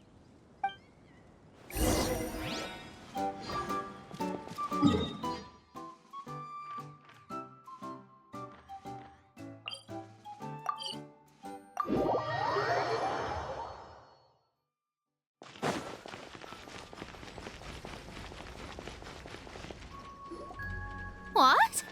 Are my eyes deceiving me? There is no way. I can't believe it. Hey, Mona! We heard you muttering from a long way away.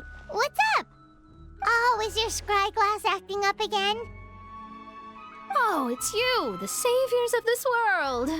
My scry glass is fine, but I'm not sure I can say the same about my eyes.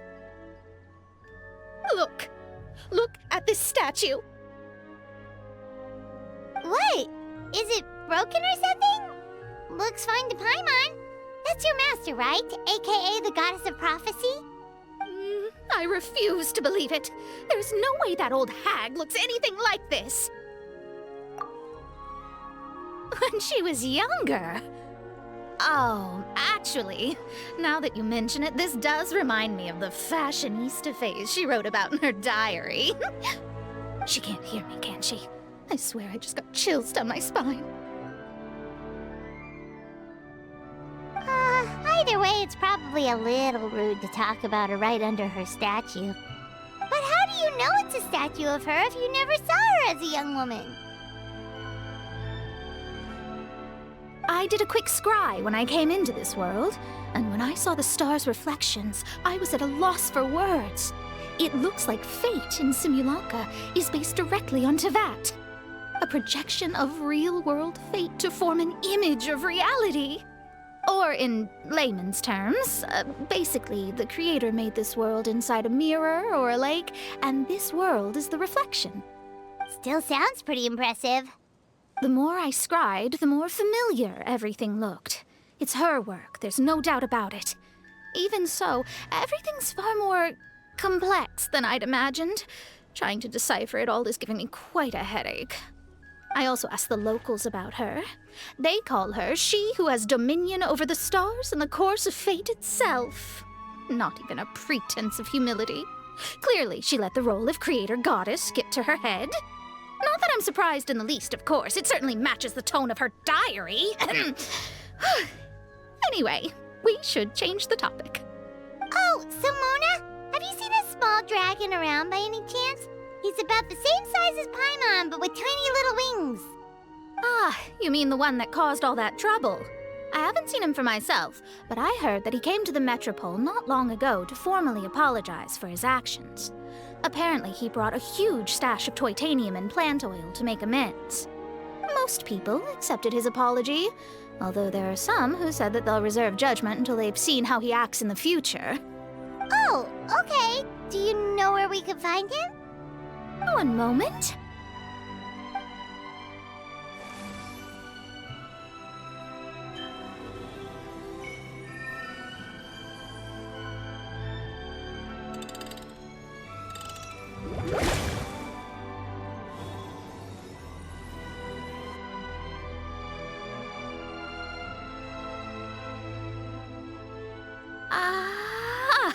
It looks like he's at the Broken Sea.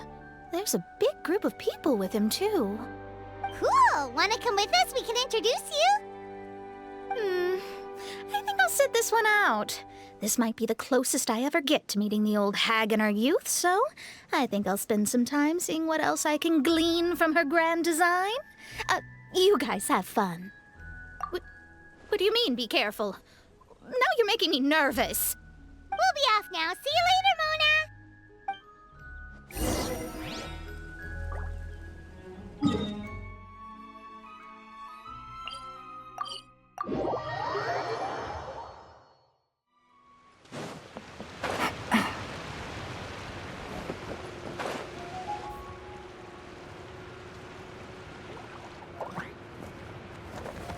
Osvaldo Hafnavines!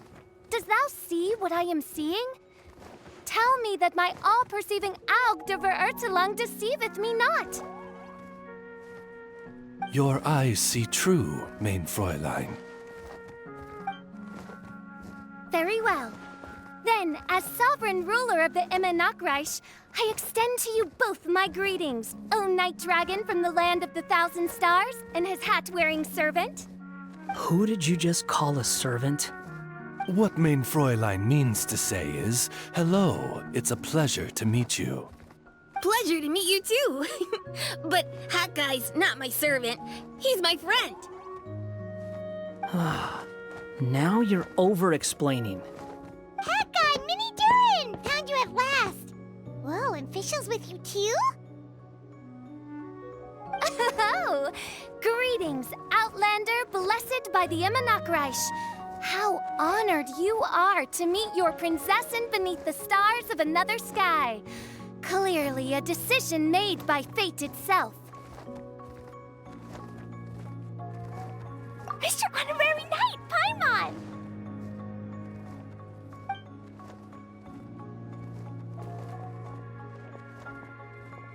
Greetings. You both look well.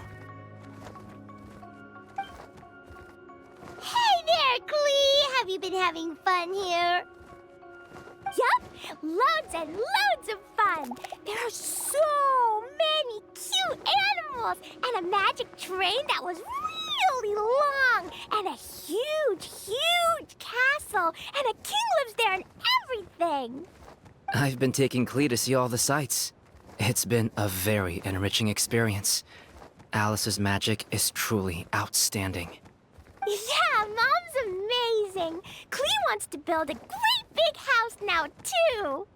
So, your mom and my mom were friends? Mm-hmm. Our moms were friends, which makes you my big brother. My mom used to read your mom's stories to me all the time. They were great! Big brother? Wow. Thank you, Klee. Can I go play with Klee, Hat Guy? Suit yourself. Albedo, can I? Go on. Just don't go too far away. I'll come pick you up later. Yay! Come on, Mini Duren. Do you want to come play with us too, Fischl? Your prinzessin accepts your invitation. Rejoice! Though you may be concealed by fog, still you shall have the good fortune to witness the true might of the Aug de Verurtelung. What mein Fräulein means to say is, perhaps we can all play hide and seek together. Mein Fräulein is it. Hooray! I love hide and seek! Oh, me too!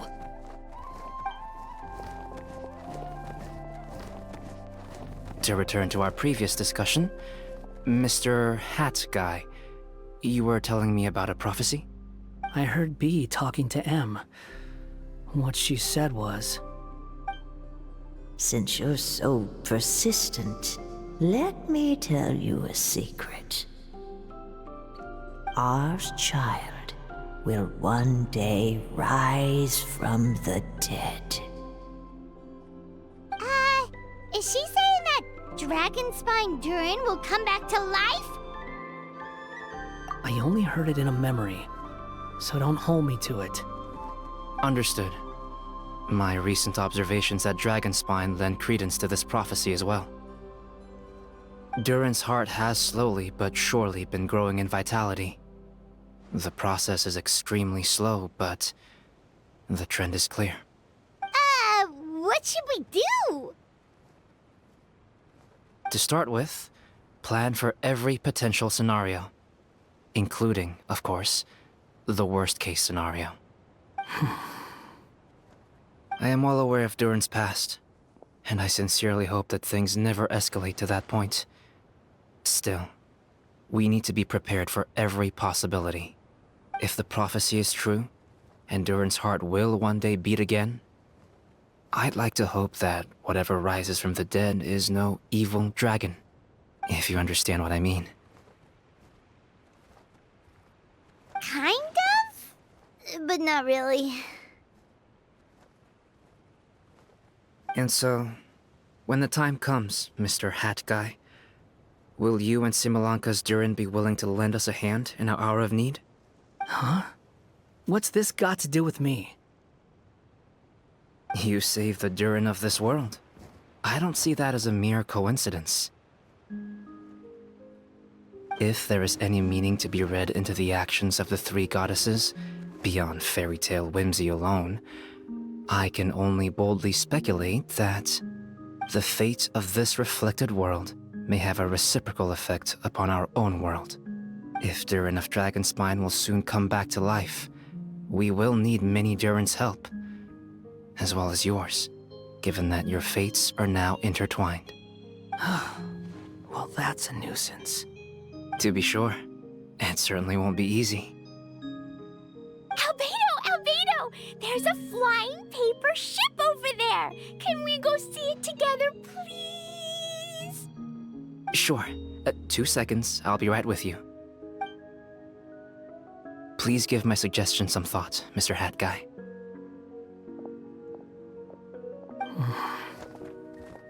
Hat Guy, I'm back! Huh? What were you guys talking about? Nothing. Huh. Okay then. Let's go join the others. Everyone's going to check out the new origami ship. All right, I'll be right there. Why would I be? Do I strike you as someone who cares about other people's issues?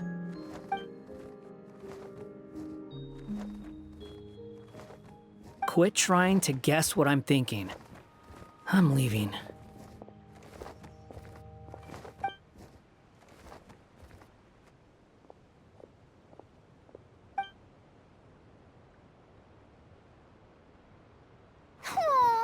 What a lovely little boat! The forest fairy helped us make it. Paimon just realized there's a lot fewer people around the Broken Sea now. Guess most of them have made their way back to the Metropole. Does this boat have a name? I can't see one anywhere. Huh? A name? Every boat has a name. At least, all the ones I've seen before. They're usually symbolic names that represent something aspirational.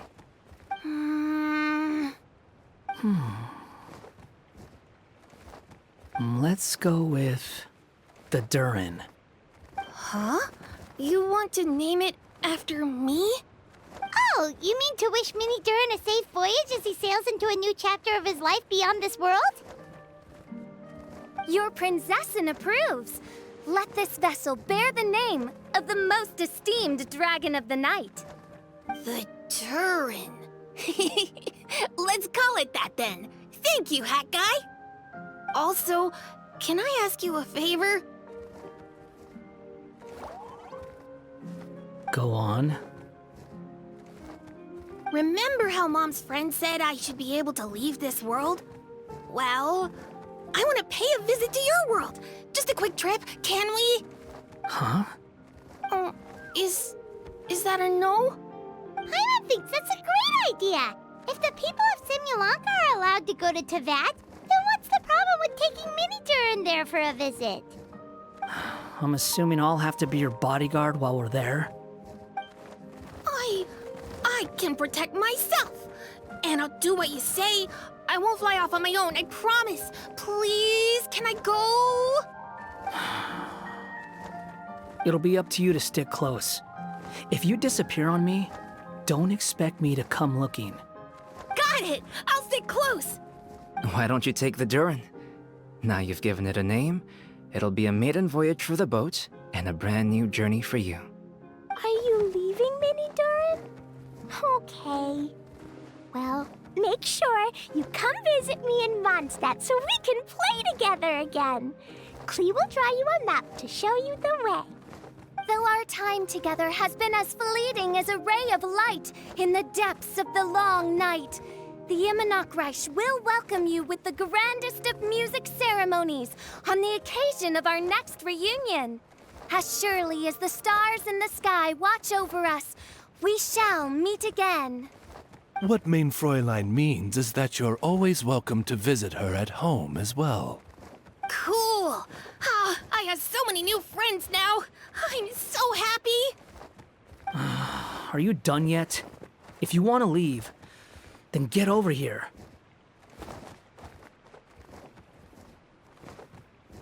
Thank you, everyone! Thank you so much! The blessings you gave me are more precious than any treasure, and more beautiful than any fairy tale! Next time, it will be my turn to make your wishes come true!